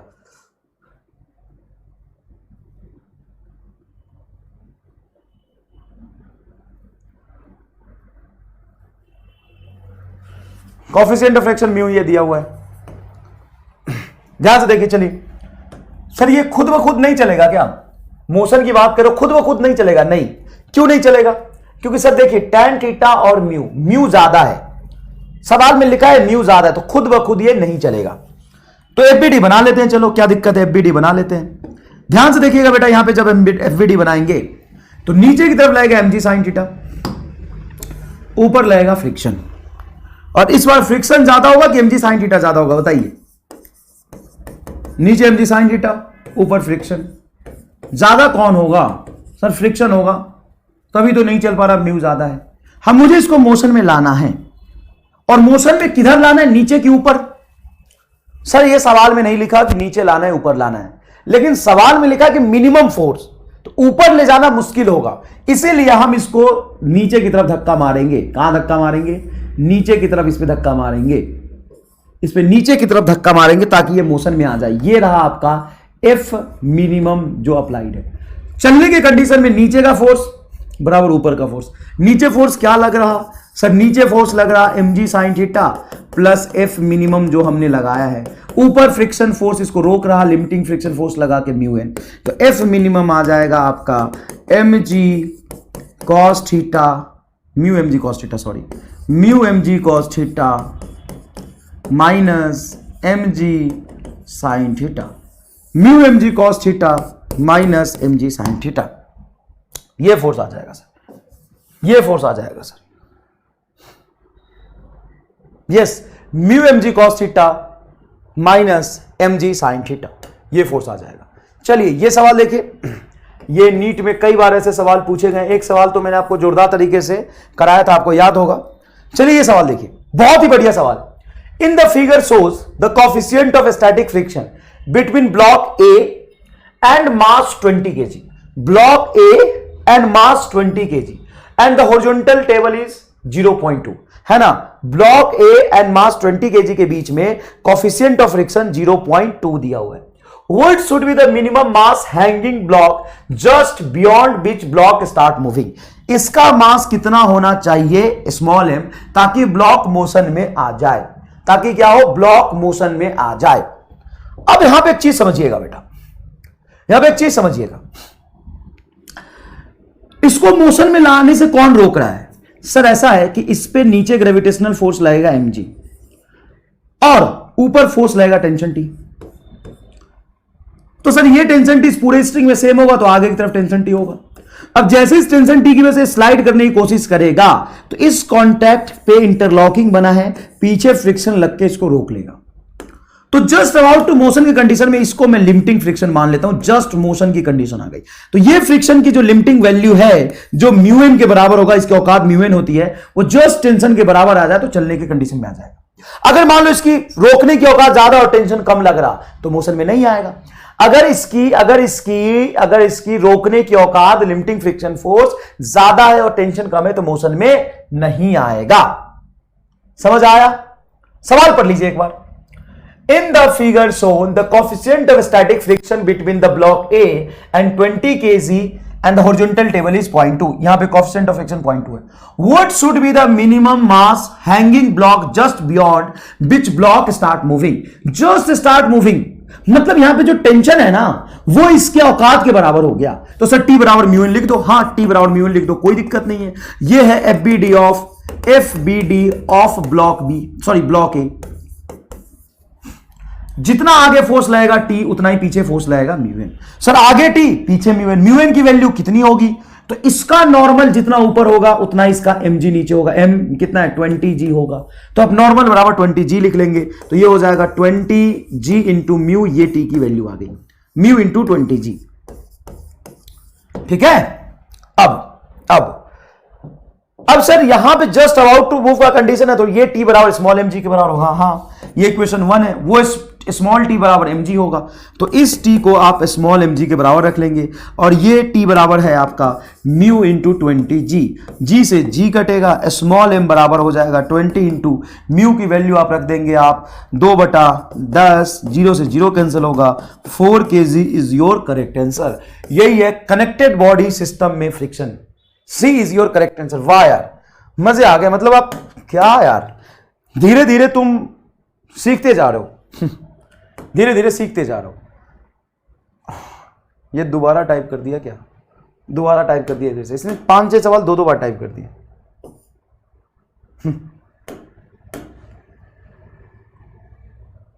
अरे यार, चलो एक सवाल देखो और, बढ़िया सवाल है। एक सवाल देखो, ये A metallic chain 1 meter long lies on a horizontal surface of a table. The chain starts sliding on a table if 25 centimeter or more of it hanging over the edge of the table. Then correct value of the coefficient of friction between table and chain. ये बढ़िया सवाल है, ये बढ़िया सवाल है। इसको ढंग से देखिए।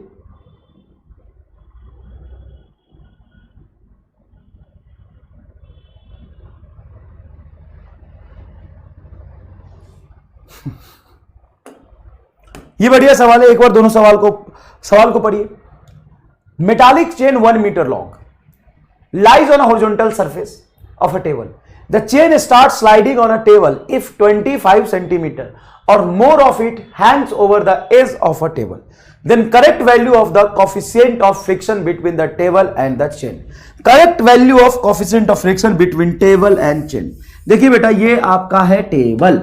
ये क्या है सर? ये है आपका टेबल। ये टेबल है। अगर चेन को पूरा का पूरा टेबल पे रखूं तो कोई दिक्कत नहीं है, चेन नीचे नहीं गिरेगा, बढ़िया रहेगा। लेकिन चेन का अगर मैं टेबल पे रखूं तो नीचे क्यों नहीं गिर रहा? क्योंकि चेन का जितना ग्रेविटेशनल फोर्स नीचे होगा नॉर्मल उसको बैलेंस कर लेगा। लेकिन चेन का थोड़ा सा भी हिस्सा नीचे गिराओगे तो इसका जो mg होगा वो इसको नीचे खींचने की कोशिश करेगा। ध्यान से सुनिएगा जो मैं कह रहा हूं। इस पे जो ग्रेविटेशनल फोर्स लगेगा वो नॉर्मल बैलेंस नहीं करेगा, इसकी वजह से नीचे गिरने की कोशिश करेगा।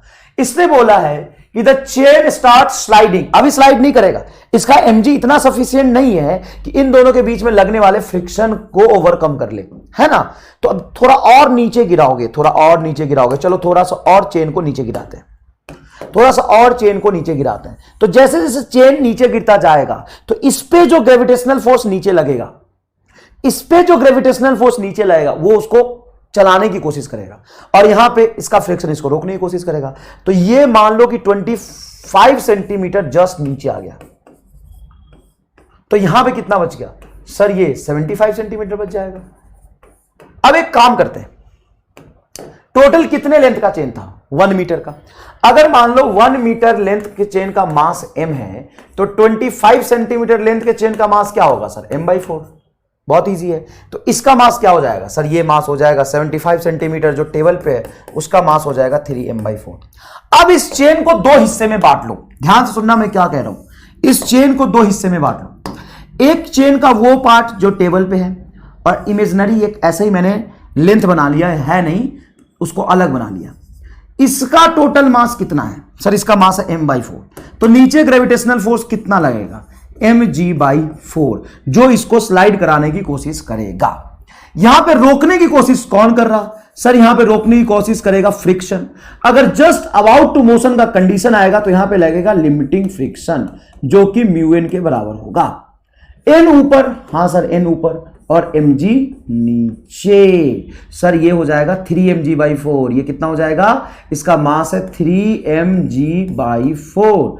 तो साहब नॉर्मल की वैल्यू यहां पे पुट करेंगे तो ये हो जाएगा म्यू 3mg/4, और ये इसको चलाने की कोशिश कर रहा। ये कॉज ऑफ मोशन है। टेंडेंसी समझते हो ना? टेंडेंसी नहीं, टेंडेंसी ऑफ मोशन क्रिएट कर रहा कौन? ये। और ये रोकने की कोशिश कर रहा। तो रोकने की कोशिश कौन करेगा? म्यू इंटू एन, और टेंडेंसी ऑफ मोशन कितना है? mg/4।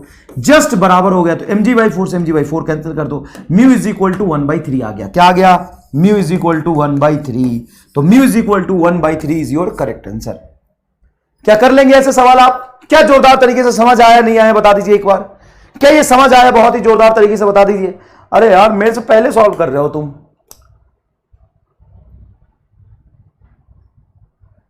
हाँ, ये बहुत आसान सवाल है, ये होमवर्क दे देता हूं तुम्हें। बहुत इजी है, बहुत इजी है, बहुत इजी है। देख, heavy box is slide across the rough floor with initial speed दिया है तेरा 4 मीटर पर सेकेंड, एंड स्टॉप मूविंग, मतलब फाइनल स्पीड 0 हो गया, और टाइम दिया है तुम्हें 1 सेकेंड। तो यहां से रिटार्डेशन निकाल लो। If the average resisting force on a friction is इतना newton, then mass of the block. अब फ्रिक्शन फोर्स की वैल्यू भी तुम्हें दे दी है 10 न्यूटन। फ्रिक्शन फोर्स बराबर होता है mass into acceleration. Friction force 10 newton दे दिया, यहां से तुम एक्सीलरेशन निकाल के रख दो, ऑब्जेक्ट का मास पता चल जाएगा। मैंने ये पूरा सॉल्व भी कर दिया। बहुत बहुत धन्यवाद। नेक्स्ट लेक्चर में मिलते हैं। नेक्स्ट लेक्चर में 2 ब्लॉक फ्रिक्शन के केस पढ़ेंगे, जब एक ब्लॉक दूसरे ब्लॉक पे रखा होता है, एक ब्लॉक दूसरे ब्लॉक पे रखा होता है। ठीक है बेटा, चलिए बहुत बहुत धन्यवाद। नेक्स्ट लेक्चर में मिलते हैं। जय हिंद, जय भारत।